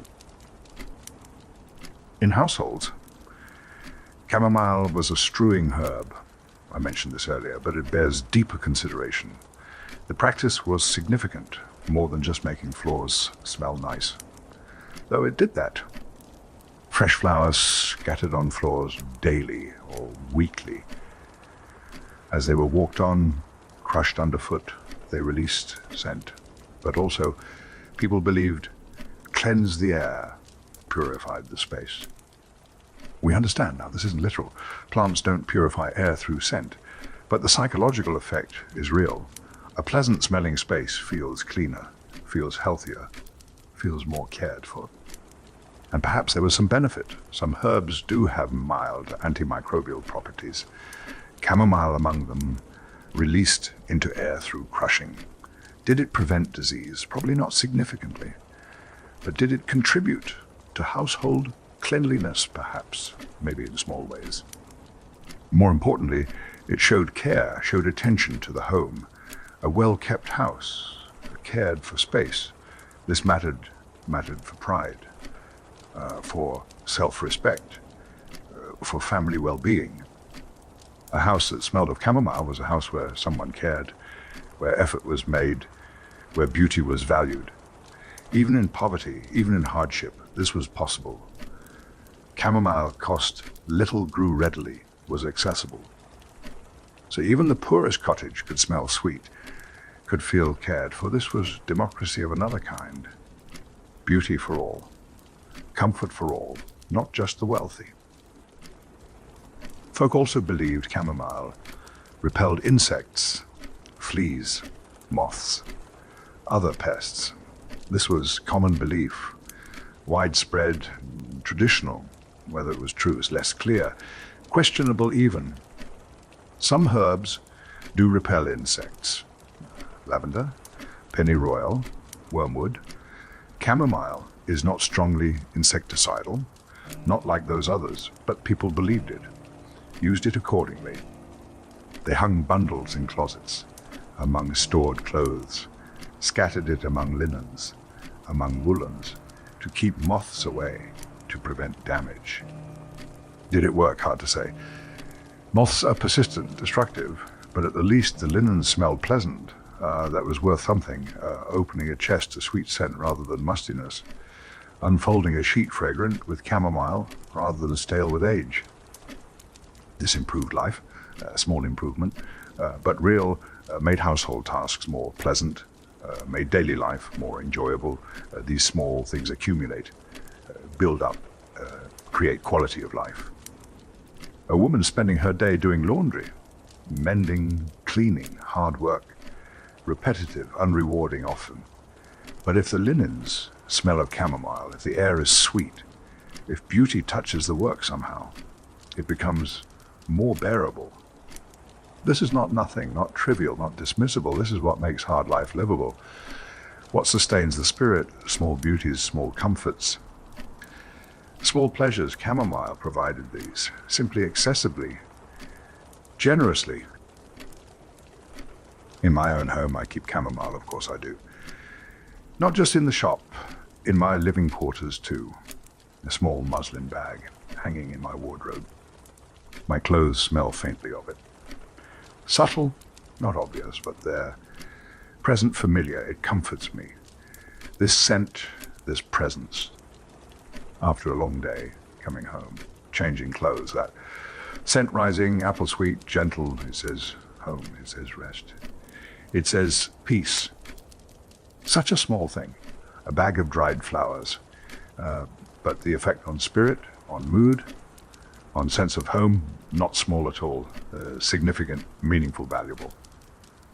I think this is part of chamomile's genius. It works on so many levels, so many dimensions, medicine, yes, but also beauty, comfort, home, life. It doesn't demand attention, doesn't insist on recognition, just sits there, quietly giving, quietly serving, in whatever way is needed, whatever way is helpful. This humility, this service, this gentle giving, it moves me. After 40 years, still moves me. Such a small plant, such generous spirit. Let us turn now to cultivation, to the growing and harvesting of chamomile. For without the farmer's labor, the apothecary shelves would be bare. Without patient hands in fields, none of this would exist. Chamomile is sown from seed, very tiny seeds. Remarkable in their smallness, thousands to a single flower head, tens of thousands per plant, so small they're barely visible, like dust, like powder. They must be sown shallowly. This is crucial, essential, barely covered, the merest dusting of soil, or not covered at all, because they need light to germinate. This is their nature. Bury them deep and they will not sprout, will simply rot. The seeds sit in darkness, waiting for light that never comes, and eventually decay, fail, are lost. Old instructions emphasize this. Modern ones do as well. It is crucial, cannot be ignored, cannot be changed. This is how chamomile is. This is what it needs. So farmers sow carefully, broadcast the seed. Let it settle, press it gently into soil, firm it. But don't bury it or scratch it in barely. The light is covering, the merest acknowledgement. Then wait, keep moist, protect from birds if necessary. In a week, 2 weeks, sometimes sooner. Tiny green appears, the seedlings emerge small, delicate, but determined. Once established, chamomile grows readily. It is not a demanding plant, moderate water, moderate sun. It tolerates poor soil better than rich. In fact, rich soil makes it grow too lush, too tall, too leafy. The flowers are what matter for medicine. For harvest, rich soil produces leaves. Poor soil produces flowers, so farmers often planted it in marginal ground, where other crops struggled. Field edges, poor corners, rocky areas, where nothing else thrived. The chamomile flourished, happy in neglect, content in poverty, producing masses of flowers, exactly what was wanted. In 4 to 6 months from sowing, it would flower profusely. The fields turned white and gold, beautiful, fragrant, miles of flowers, millions of flowers, an incredible sight. I saw this once. Traveling through hungry vast chamomile fields, the scent carried on wind, could smell it from distance, and the sight, white and gold to the horizon. Stunning. The farmers walking through, checking, planning harvest. This was their livelihood, their crop, their year's income. They knew each field, each section, each plant's readiness. Each plant produces many flower heads, dozens, sometimes hundreds. Each head, in turn, produces thousands of seeds. This is why chamomile self-sows so readily, why it spreads. One plant, one season. Thousands of descendants possible. Drop those seeds. Let them fall. Next year. A carpet of chamomile. This was blessing and curse, depending on your perspective. In a cottage garden, self-seeding was blessing. Plant once. Have chamomile forever. Reseeding itself annually. No effort, no expense. Just harvest. Enjoy. In a farm field, it could be curse. Chamomile becoming weed. Coming up where not wanted. Competing with intended crops. Persistent, difficult to eradicate. Spreading each year. So commercial cultivation required control, management.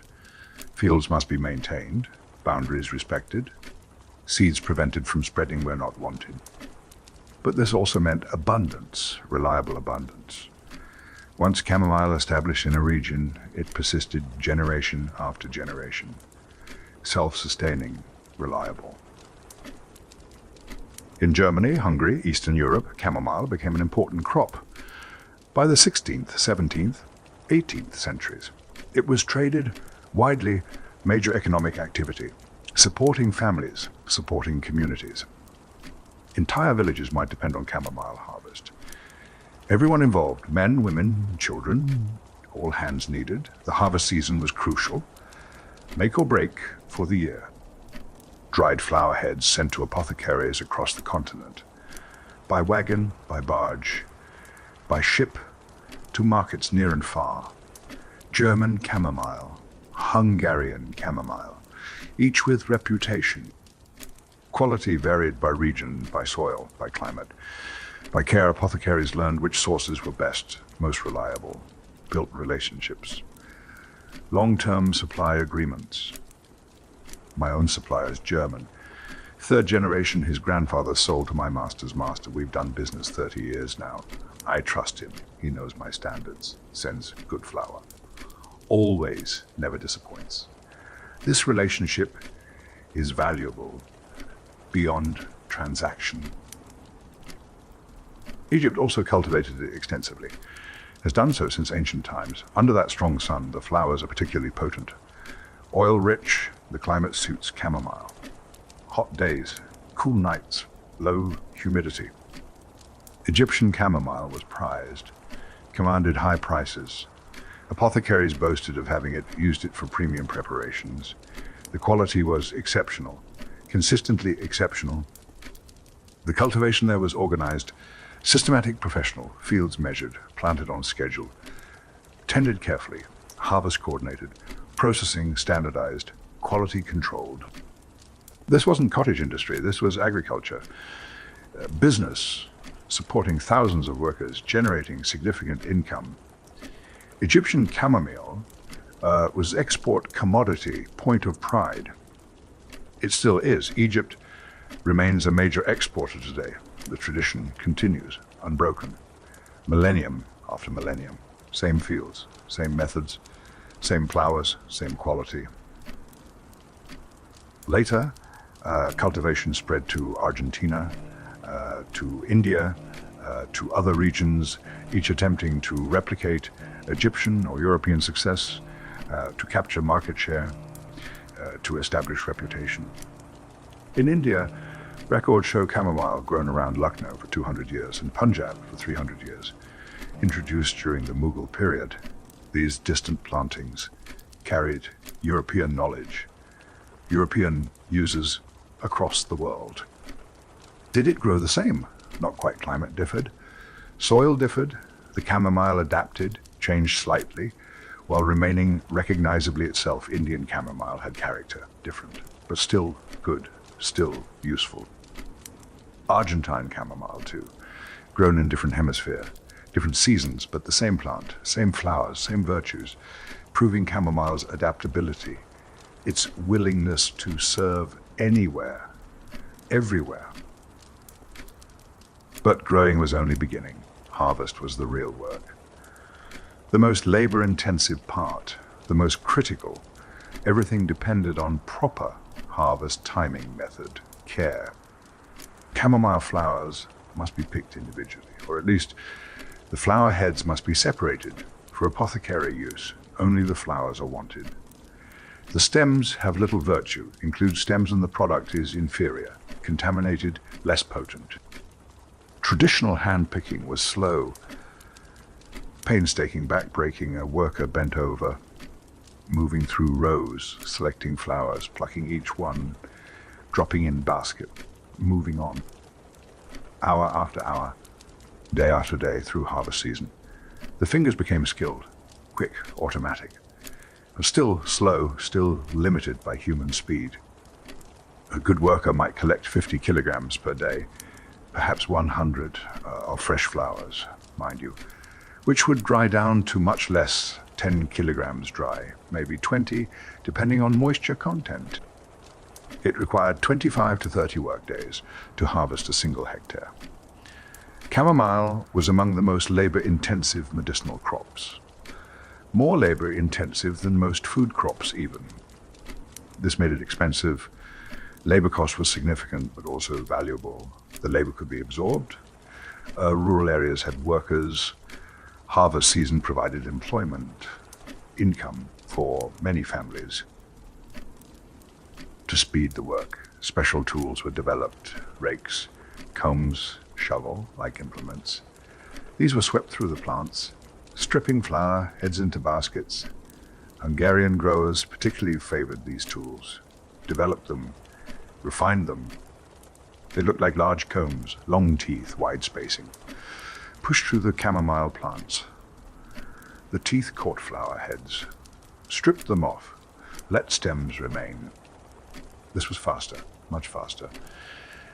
One person could harvest more, cover more ground, collect more flowers, but care was needed, always care. Rough handling damaged the flowers, bruised them, broke them. Damaged flowers meant lower quality, lower price. So even with tools, gentleness mattered, attention mattered. I've watched this work, visited suppliers sometimes. The rhythm of it, the sweep, the collection, the movement, skilled workers made it look easy, graceful almost. But I tried once, was exhausted in minutes. It is hard work, harder than it looks, requiring strength, endurance, skill. Timing the harvest was critical, absolutely critical. Flowers picked too early lacked potency, hadn't developed fully. The volatile oils not yet concentrated, the medicinal value reduced. Picked too late, they began to decay. The petals fell, the oil content dropped, the color faded, the scent weakened, quality degraded. The ideal moment was nearly full bloom. Most flowers open, but still fresh, before any browning, before any petal drop at peak. Experienced growers knew this by eye, by the look of the field. The scent on the air they'd walk through. Inspect, touch, smell, then decide tomorrow, or day after, not yet soon. This judgment was crucial. Made the difference between good crop and poor, between profit and loss, between reputation maintained and reputation damaged. Weather mattered too. Must harvest in dry weather, never in rain, never in heavy dew. Moisture caused problems. Wet flowers mold, spoil, become worthless.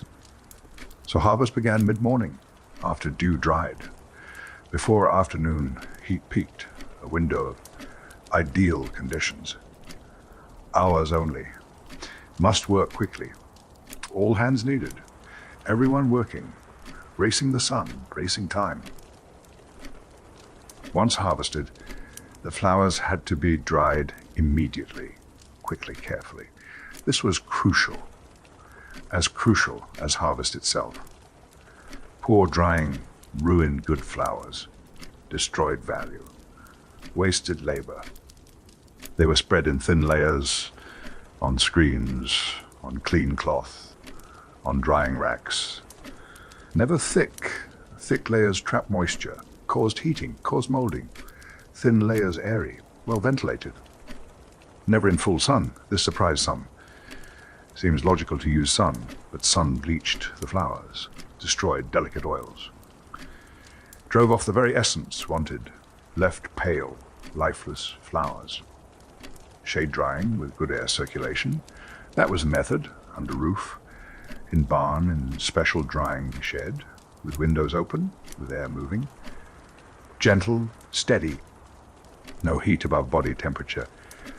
Preferably cooler. Overheating drove off volatile oils. The medicine's hard. Good chamomile dried slowly, over days, 3 days, 5 days, a week even. Turned occasionally gently, redistributing.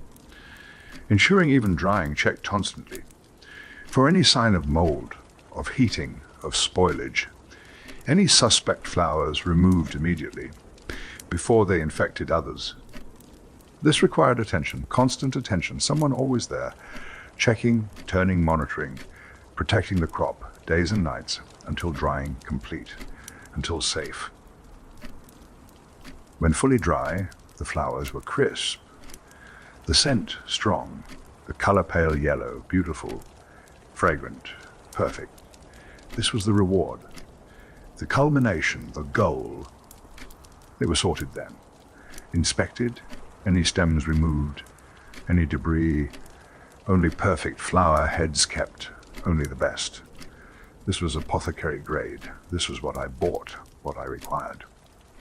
Then packed in sacks and barrels and sealed containers.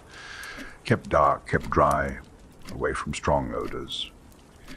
Ready for storage, for shipment, for sale. Properly stored, dried chamomile, kept a year, sometimes 2. After that, it began to fade. The scent weakened, the virtue diminished. Still usable, but not optimal. Better to use fresh, relatively fresh. This is why supply chains mattered. Why relationships mattered. Regular shipments, fresh stock, constant turnover. Not huge quantities sitting, aging, degrading. Better frequent small shipments, always fresh, always good. All this work, all this care, all these skilled hands, from tiny seed to dried flower, from field to shelf, months of labor, dozens of workers, hundreds of careful actions. And the result, a jar of chamomile on my shelf, looking simple, looking ordinary, unassuming, but containing all that work, all that knowledge, all that care. When I sell an ounce to a customer, I'm selling all of that. The Hungarian farmer's judgment, the harvest worker's skill, the drying shed attendant's vigilance, the shipper's care, all bundled into these dried flowers. This simple herb, it humbles me, makes me grateful, makes me careful. Such a chain of hands, such a community of effort. Also someone with a stomachache can have relief. Also someone sleepless can rest. This is civilization at its best, at its most beautiful. People cooperating across distances, across generations, to ease suffering, to bring comfort, to serve. Chamomile makes this visible, makes it tangible. The chain from soil to cup, from flower to healing, with patient hands all along the way serving. Chamomile became an article of trade, not a grand trade like silk or spices, not creating vast fortunes, not inspiring exploration, not changing empires, but a steady one, a reliable one, a necessary one. From the major growing regions, dried chamomile was shipped in barrels, wooden barrels sealed tight, marked carefully. Contents, origin, date, grade, all noted. Germany sent it to France, to England, to the Low Countries, by wagon overland, by barge down rivers, by ship across seas.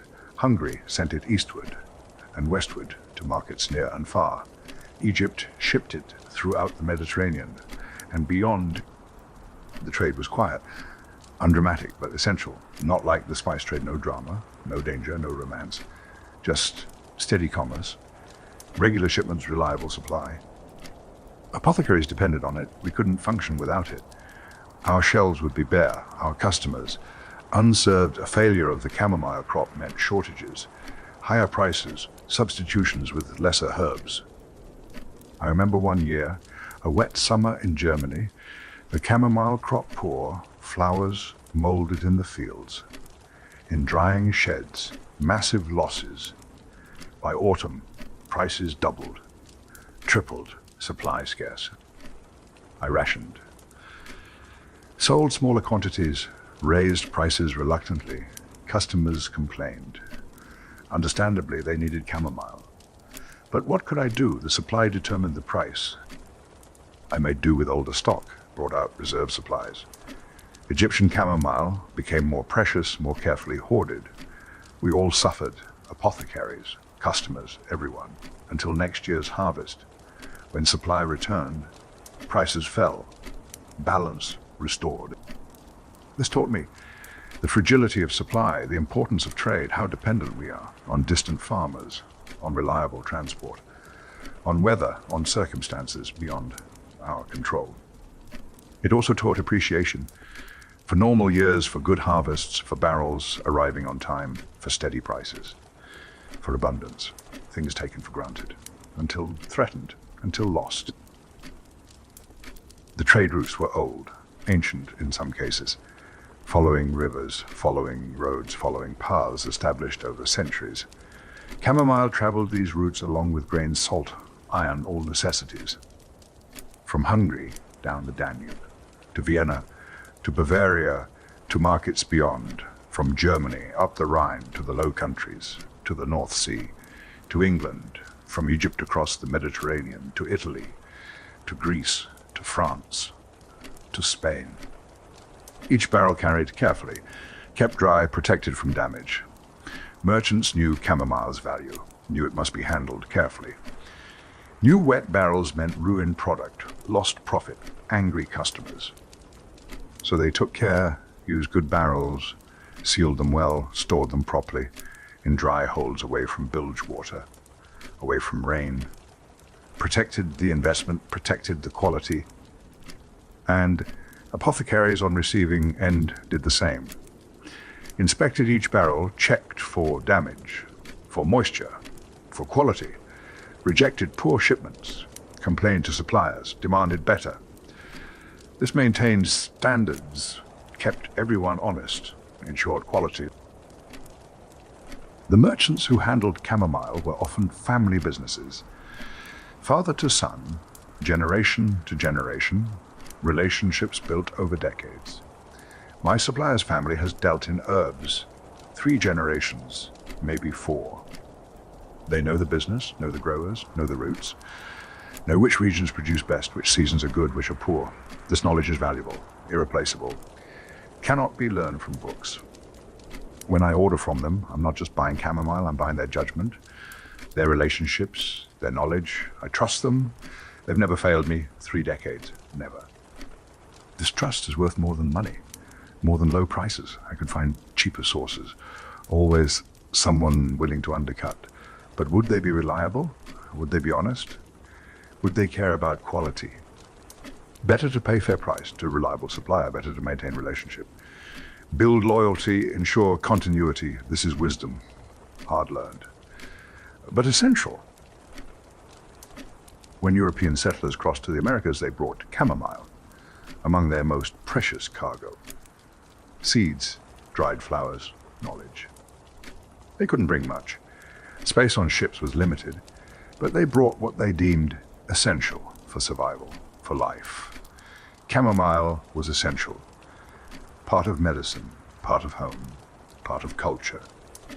Seeds in their pockets, carefully wrapped, kept dry, dried flowers in their trunks for immediate use until gardens established, knowledge in their heads, recipes, methods, uses.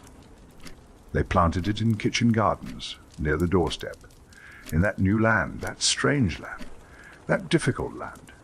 Chamomile reminded them of home, served the same purposes it always had. For homesickness, for comfort, for connection to what was left behind. The scent was memory, the tea was home, the flowers were England. Germany, wherever they'd come from, this mattered more than we might think. In hard circumstances, in exile, and practically for medicine, for all the old uses. Stomachache didn't stop. Sleeplessness didn't stop. Anxiety didn't stop. Chamomile still helped, still served, still comforted. In colonial North America, chamomile became common, a staple. Kitchen gardens always included it. Cottage gardens, farm gardens, everyone grew some, everyone used it, everyone knew it. It adapted well, the climate suited, the soil accepted. Chamomile naturalized, spread beyond gardens, found wild places. Roadsides, field edges, waste ground, anywhere disturbed. This self-seeding, this persistence, it secured chamomile's place, became part of the landscape, part of the flora, not native but naturalized, adopted, accepted. When imported tea was boycotted before the revolution, chamomile served as substitute. One of the so-called liberty teas, a political act, a small resistance, drinking chamomile instead of English tea, making a statement. But also a practical solution. People still needed hot beverages, still wanted something to drink in evening to offer guests. Chamomile provided. Not as stimulating as tea, but pleasant, acceptable, and medicinal, which tea was not, so perhaps better, perhaps blessing disguised as deprivation, health where there had been mere pleasure. I imagine those colonial women making chamomile tea, thinking of it as patriotic, as supporting the cause, but also as comforting, as familiar, as good. Connecting them back to Europe, to their grandmothers, to tradition, while simultaneously making them American, independent, self-sufficient. Chamomile enabling both, bridging both, serving both. By the 19th century, Argentina had become a major producer. This surprised many Argentina for chamomile, but the climate suited, the land was available, the labor was there. Argentine chamomile entered world markets, competed with European and Egyptian. At first, skepticism, questions about quality, about reliability, but the product was good, surprisingly good. Well processed, well presented. Gradually, acceptance, then preference from some, then regular trade. Argentine chamomile became established, recognized, valued, another source, diversifying supply, stabilizing markets. This helped everyone. More supply meant lower prices, better availability. Competition meant better quality. More attention to processing. The market matured, became more sophisticated, more reliable. I tried Argentine chamomile. Good quality, very good. Not quite Egyptian, but excellent, comparable to German. I use it sometimes when price is right, when supply is needed. The trade grew more complex, more global, more interconnected. Chamomile from 4 continents, shipped everywhere. A small flower, but a global commodity, part of world commerce. Yet the herb itself remained unchanged. The same small flower, whether from Hungary or Egypt or Argentina or England, the same white petals, the same gold center, the same apple scent, the same gentle virtues, the same reliable effects growing in such different places, such different circumstances, yet remaining essentially itself, recognizably chamomile. This constancy is remarkable, reassuring, beautiful in a changing world, in complexity, in uncertainty. Chamomile remains chamomile, dependable, trustworthy, true. This is part of its gift, this reliability, this steadiness, not just in effect, but in identity, in nature, century after century, place after place, always itself. The trade makes this possible, connects growers to users across vast distances, across cultures, across languages. They're serving the same purpose, meeting the same needs, bringing the same comfort. A Hungarian farmer, an Egyptian worker, an Argentine harvester, they never meet, will never meet, live in different worlds, but connected through chamomile, through commerce, through service. Their hands tend the flowers. My hands dispense them. Customers' hands prepare them, drink them, receive benefit. A chain of hands, a chain of service, a chain of care, spanning the world, connecting humanity through a simple flower. I think about this sometimes. Late at night, shop quiet, looking at my chamomile jars, thinking of their journey from distant fields, through many hands, to this shelf. Also, someone tomorrow can have relief, can have comfort, can sleep, can ease their stomach, can calm their nerves. Such a long journey, such effort, for such small moments. But those small moments matter to the person experiencing them, matter more than grand gestures, more than dramatic cures matter, because they happen daily, repeatedly, reliably. This is what trade serves at its best. This is what commerce enables, not wealth, not luxury, though those too, but connection, service, meeting of needs. Chamomile trade exemplifies this quiet commerce, necessary commerce, not glamorous, not exciting, but essential, beautiful in its way. The unglamorous beauty of things that work, that serve, that last. Humans were not the only recipients of chamomile's benefits. Folk extended the remedy to their animals, their livestock, their working companions. This made sense. What helped humans might help animals. Worth trying. Horses, when troubled by colic or indigestion, were given chamomile infusions. Horses suffer colic frequently, seriously. Sometimes fatally. Their digestive system is delicate, easily disrupted. Dangerous when disordered. A bucket of chamomile tea, strong, cool to drinkable temperature. The horse would drink it willingly, usually. The taste not offensive, and often the distress would ease. The animal would settle. Not for severe colic, not for twisted gut. That needed veterinary intervention. But for mild cases, for nervous stomach, for digestive upset, chamomile helped, genuinely helped, prevented worse. I remember a carter. His horse was his livelihood. The horse developed colic, mild but worrying. He came to me. What can I give him, Master Aldworth? Chamomile, I said. Make strong tea. 2 handfuls to a bucket. Cool it. Let him drink as much as he'll take. Walk him gently. Keep him moving. Keep him warm. He did. The horse recovered. Crisis averted. The carter returned. Grateful bought chamomile to keep for next time, he said. If there is a next time, cheaper than losing the horse, cheaper than the veterinarian. This was true.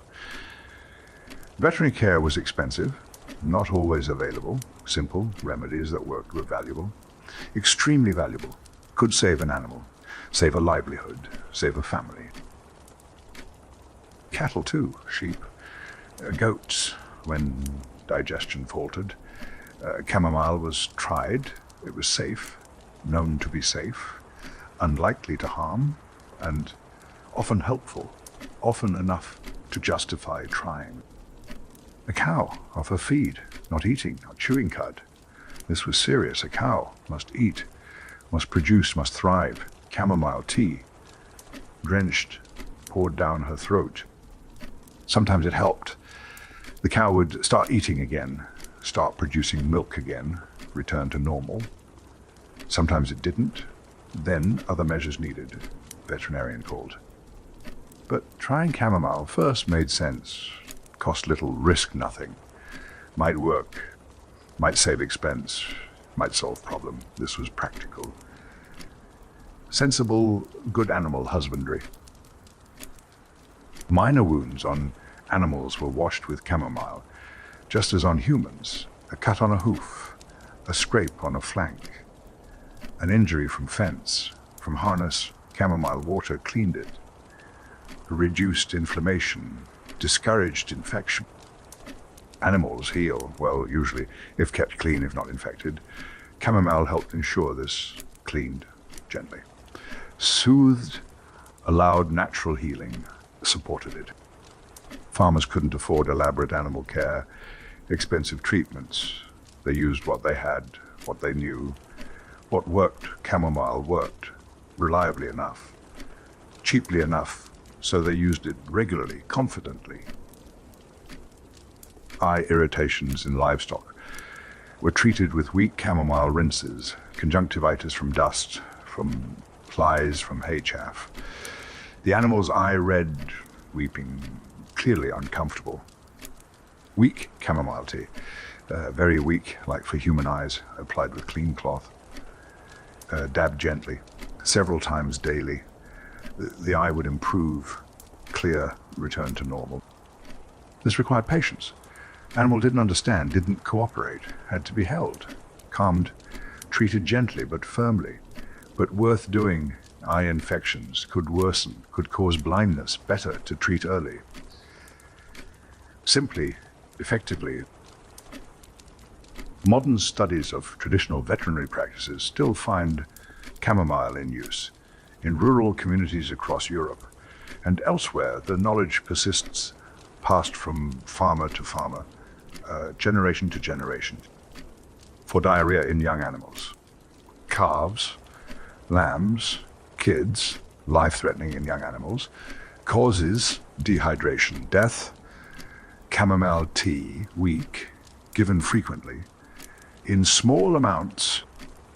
Does it cure? Probably not alone. Probably needs other interventions, but does it help? Does it support? Anecdotal evidence says yes. Farmers keep using it, keep passing it along. This suggests value. For skin infections in animals, especially in damp weather, muddy conditions, chamomile washes, poultices, keeping affected areas clean, supporting healing, preventing spread. For calming nervous temperaments, anxious animals, high-strung horses, chamomile added to feed, mixed in water. Does it work? Some swear by it. Others skeptical, but harmless if it might help. Why not try? This speaks to chamomile's versatility. Its safety, if people trusted it for their horses, their herds, it must be gentle indeed. Farmers cannot afford to lose valuable animals, cannot risk harm. They choose remedies carefully, based on experience, on tradition, on what has proven safe, proven useful, proven reliable. Chamomile met these criteria for humans, for animals, for all. Safe enough for infants, safe enough for horses, safe for everyone. This broad safety, this wide applicability. Remarkable. It suggests chamomile works gently with the body, not against it, supporting natural processes, not overriding them. This is the best kind of medicine for any creature. I've recommended chamomile for animals occasionally. When asked a customer with a dog, a nervous dog, anxious, restless, can I give him chamomile? She asks. Yes, I say. Weak tea in his water or on his food. Start small. See how he tolerates. Increase if needed. It is safe. Shouldn't harm, might help. She tries, returns later, pleased. He is calmer. She reports, settles easier, still himself. Still playful, just less anxious. Perfect result. The animal helped. Not changed, just eased. This extension to animals, this broadening of use, it shows something important about chamomile, about how it was understood, how it was trusted. Not as a drug, not as something foreign, something potentially dangerous, but as a food almost, as something natural, something safe, something you could give to anyone, anything without fear. This level of trust is rare, precious, earned over time, over centuries, over millennia, of safe use, of reliable benefit. No scandals, no disasters, no reasons for fear. Just gentle help, quiet service, steady reliability for humans and animals alike, for all who suffer. Chamomile's gift, Chamomile's grace, Chamomile's nature. We are not so far now from our own time, the 20th century, the 21st. Chamomile has endured, it has not been forgotten or replaced, despite scientific advance, despite pharmaceutical development, despite everything. Modern pharmacopoeia still recognize it, the European pharmacopoeia. Others, these are official, legal, regulatory, they specify standards, define quality, set requirements, the minimum volatile oil content, the purity, the identity. These standards protect, ensure quality, maintain consistency. Chamomile sold must meet these standards, must be real, must be good. This ensures quality, protects consumers, maintains Chamomile's reputation. No adulteration, no substitution, no fraud. What is labeled chamomile must be chamomile, must be proper quality. This official recognition matters. It says chamomile is legitimate, is real medicine, not just folk remedy, not just old wives' tale, real recognized, standardized official. Standardized extracts are now produced by pharmaceutical companies, concentrated, measured for active constituents, consistent, not just dried flowers, but refined preparations, scientific preparations. These appear in modern medicines, over-the-counter products, topical gels for dermatitis, precisely measured, reliably dosed, mouthwashes for oral inflammation, standardized, regulated, ointments for hemorrhoids, tested, proven, approved. The same uses, the ancient uses, the traditional uses, but in new forms, modern forms, scientific forms. This is validation, confirmation, recognition. The old apothecaries were right, the traditional uses were sound. Science confirms this. Modern research supports this. Not superstition, not placebo, real effects, real benefits. Scientific studies have examined chamomile rigorously, systematically, using modern methods, laboratory methods, clinical methods, testing, measuring, quantifying, proving. They have found anti-inflammatory effects, real measurable reductions in nitric oxide, in TNF-alpha, in interleukin-6.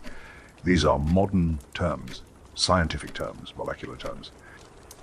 But they describe what apothecaries always observed. Chamomile reduces swelling, reduces redness, reduces pain. Same observation, different language, different framework. In cell cultures, in animal models, the effects are clear.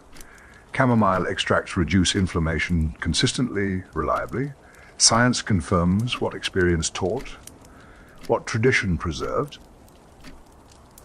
The active compounds have been identified, isolated, characterized: apigenin, chamomile, bisabolol, alpha bisabolol oxide, each with specific structure, specific properties, specific actions. These are the modern terms for chamomile's virtue, the molecular basis, the chemical reality, what the old apothecaries called virtue, science calls active constituents. Apigenin works through multiple pathways, COX enzyme inhibition, antioxidant effects. This explains anti-inflammatory action, explains pain relief chemistry, explaining experienced molecules, explaining healing. This is progress, understanding, deepening knowledge, but the effect was always there, always real. We just understand it better now, describe it more precisely. Studies on anxiety have been conducted, human studies, clinical trials, small trials, but real, controlled, scientific chamomile extract versus placebo. for generalized anxiety disorder. The results showed modest improvement, not dramatic, but real, statistically significant, clinically meaningful, enough to support its traditional use, to justify continued recommendation. Not cure, not elimination of anxiety, but reduction. Management, this is realistic, this is honest, this is what chamomile does. Not miracle, but genuine help, reliable support. The traditional use as calming herb, as anxiolytic validated. Not just belief, not just tradition, but fact. Proven fact. This matters. This gives confidence. This justifies trust. Research has even explored metabolic effects beyond traditional use. Blood sugar, cholesterol, blood pressure, cardiovascular health. Early findings suggest possibilities, interesting possibilities. Flavonoids in chamomile, phenolic acids. These may have broader benefits, antioxidant properties, vasoprotective properties, metabolic effects. This goes beyond what traditional apothecaries knew, beyond what they claimed. New knowledge, new possibilities, new applications. But based on the same plant, the same flowers, the same chamomile, perhaps it has gifts we haven't fully discovered, haven't fully used.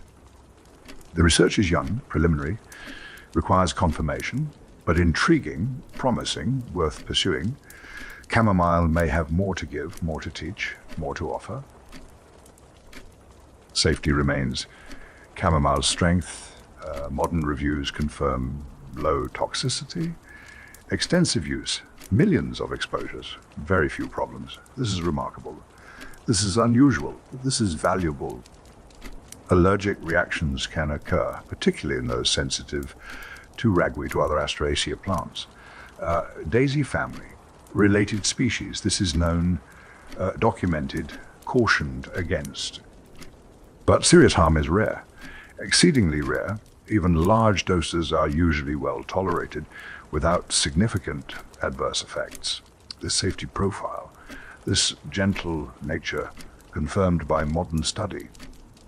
One modern concern is drug interactions, particularly with anticoagulants. Blood thinners, warfarin, similar medications. Chamomile contains coumarins, compounds that may affect clotting. At high doses or with concentrated extracts, theoretical risk exists. Could enhance bleeding, could cause problems, but for ordinary tea, ordinary use, risk is minimal, probably negligible. Still, caution advised, especially for those on medications. Consult physician, inform healthcare providers, be aware this is modern prudence, modern complexity, modern healthcare reality. Today, chamomile remains a staple, widely available, widely used in herbal shops, in health stores, in pharmacies, in supermarkets, accessible to all as it should be, as it always was, for digestive troubles, for mild insomnia, for children's complaints, for skin conditions, for everyday ailments, for gentle support. The same catalogue of uses, stretching back millennia, still relevant, still helpful, still valued. Many practitioners still prepare it simply, as we always have, dried flowers, hot water, a covered cup, 10 minutes, the old apothecary method, because it works, because it is simple, because there is no need to complicate what functions perfectly as is. Sometimes combined with other herbs, the old compound formulas with peppermint, with fennel, with lavender. With lemon balm, the art of blending, still practiced, still valued, still effective. This continuity moves me. After all the change, all the progress, all the scientific advance, all the pharmaceutical development, chamomile remains essentially unchanged, still prepared the same way, still serving the same needs, still bringing the same comfort. In my shop. In the evening, after a long day, I look at my chamomile jars, old friends, constant companions. 40 years, they've been there, always. Different flowers over time, different harvests, different sources, but always chamomile, always the same essential plant, always serving, always helping, always there. Modern and ancient together, science and tradition together, molecules and experience together, progress and continuity together. All in these simple flowers, this simple herb, this gentle gift. Chamomile has endured because it works, because it is safe, because it serves real needs, meets them gently, meets them reliably. Not through fashion, not through marketing, but through genuine value. This is how things should be. This is medicine at its best, tested by time, refined by experience, confirmed by science. Available to all, helping all, serving all. From old herbals to modern shelves. The journey is long, but the destination is the same. Relief, comfort, healing. Chamomile's purpose, unchanged, eternal, true. We have traveled far tonight, from Paleolithic pollen to modern pharmacopoeias, from Egyptian temples to Argentine fields, from monastic gardens to laboratory benches, through centuries, through cultures, through countless hands and hearts. And through it all, chamomile, unchanged in its essential nature, the same small flower, the same white petals, the same gold center, the same apple sweet scent. It is a small flower, modest, unassuming, easy to overlook, not grand like the rose, not exotic like orchids, not dramatic like poppies, just a simple daisy growing in fields, in gardens, along pathways. Nothing about it demands attention. Nothing insists on recognition. It grows quietly, blooms modestly, serves without fanfare. This humility, this simplicity, this is part of its character. Yet it has served humanity for longer than we can measure, longer than writing, longer than civilization, longer than agriculture, perhaps 800,000 years. That pollen at Jacob's Bridge, evidence of ancient connection. What did those early ancestors know? What did they discover? We cannot know, but they knew something, used it somehow. The connection was there, already at the dawn of humanity, through all the ages since, through all the changes, through all the upheavals, empires risen and fallen, languages born and died, peoples migrated and vanished. But chamomile remained, serving each generation, each culture, each era. Ease pain, calmed fears, soothed skin, settled stomachs. The same services, the same gifts, the same gentle help for Egyptian priests and Roman soldiers, for medieval monks and colonial housewives, for you, for me, for all of us. Now today, tonight, a companion to the ill, to the anxious, to the sleepless, to anyone suffering small troubles, everyday troubles, the kind that don't kill but diminish, that don't destroy but exhaust, that don't end but persist. For these, chamomile offers respite, offers relief, offers comfort, not cure always, not elimination, but easing, gentling, making bearable. This is healing too. Important healing, valuable.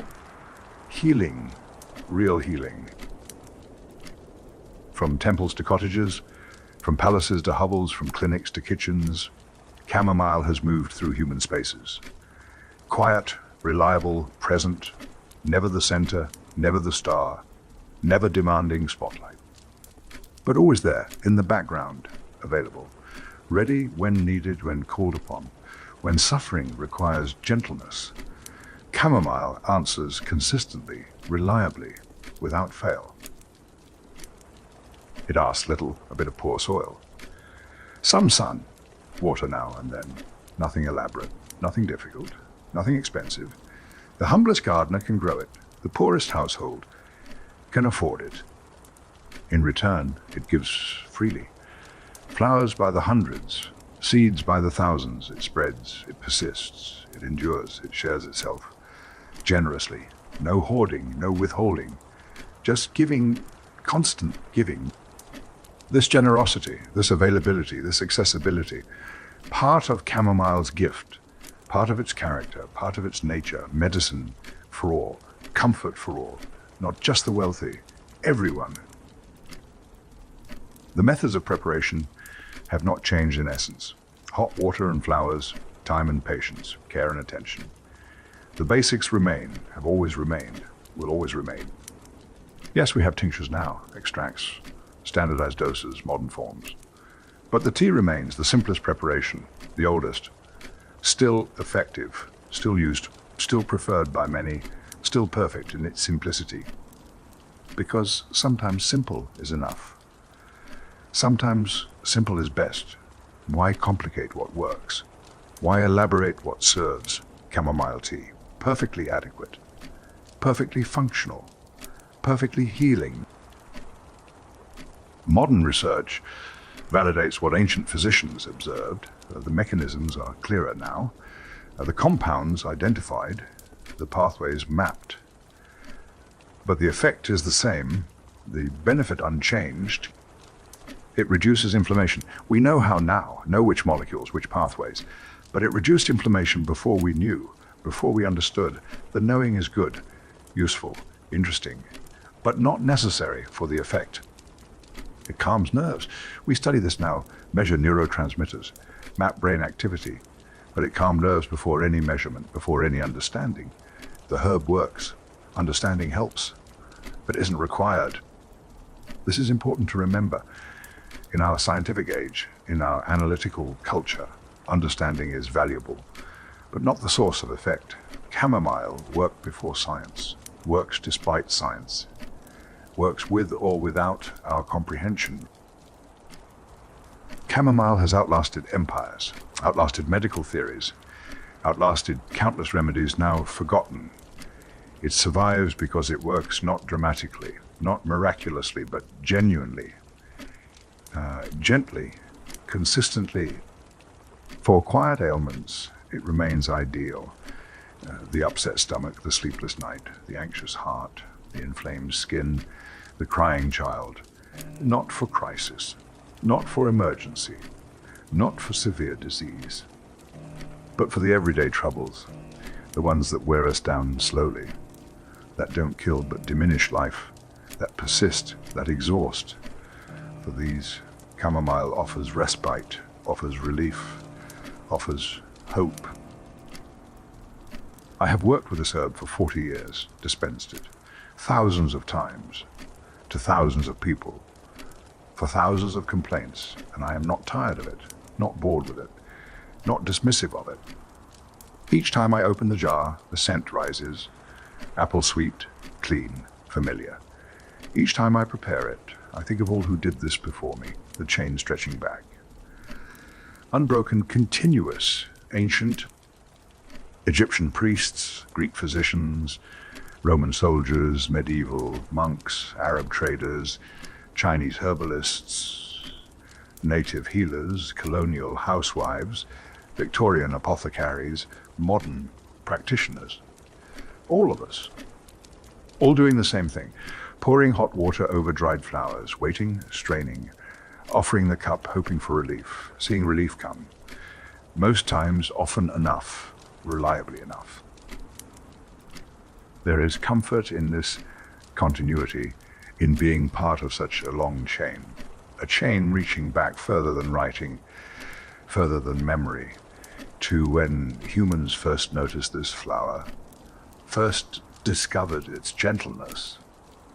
And the chain extends forward to tomorrow, to next year, to generations hence. Others will brew chamomile tea, will dispense these flowers, will ease suffering, will bring comfort, will serve.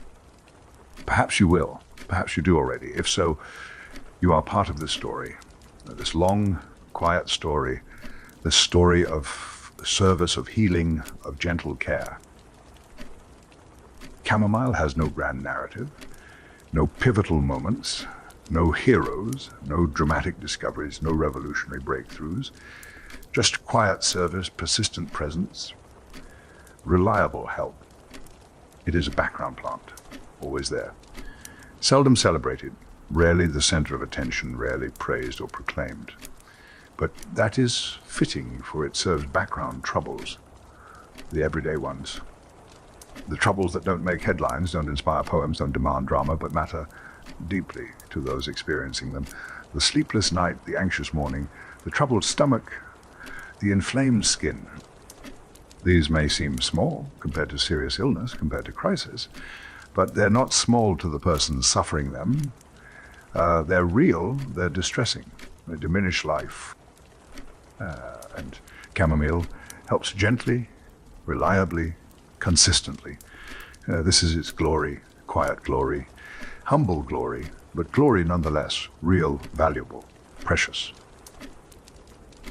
In a world that often feels chaotic, chamomile offers small steadiness, the same flower, the same preparation, the same gentle effect, century after century, place after place, person after person. This constancy is deeply reassuring, don't you think? That some things remain, some things persist, some things continue, despite everything, despite change, despite progress. Chamomile remains chamomile, serves as it always has, offers what it always offered, gives what it always gave, quietly, modestly, generously, reliably. As we close this evening, I hope you feel some of what chamomile offers, not just the medicinal benefits, though those are real, those matter, but the calm, the continuity, the connection, the sense of being held in a very old, very gentle tradition, of being part of something larger, something ancient, something good, something that has served humanity faithfully for longer than we can measure. From fields and temples to kitchens and clinics, from Egyptian sun to English rain to Argentine pampas, from ancient hands to your hands to future hands, chamomile continues, persists, endures, serves, still brewed, still trusted, still slow, still gentle, still helping, still healing, still comforting, a small flower for quiet ailments, for gentle relief. Still here, still working, still unchanged after everything. Despite everything, because of everything, chamomile, constant, true, faithful. Thank you for listening, for spending this time, for sharing this journey through history, through uses, through stories, through the long, quiet life of chamomile. May you find comfort tonight. May you find rest. May chamomile serve you, if you need it, as it has served so many, as it will serve so many more. The rain has stopped now. The fire is embers. The night is quiet. Time for tea, time for rest, time for sleep. May yours be gentle. May yours be deep.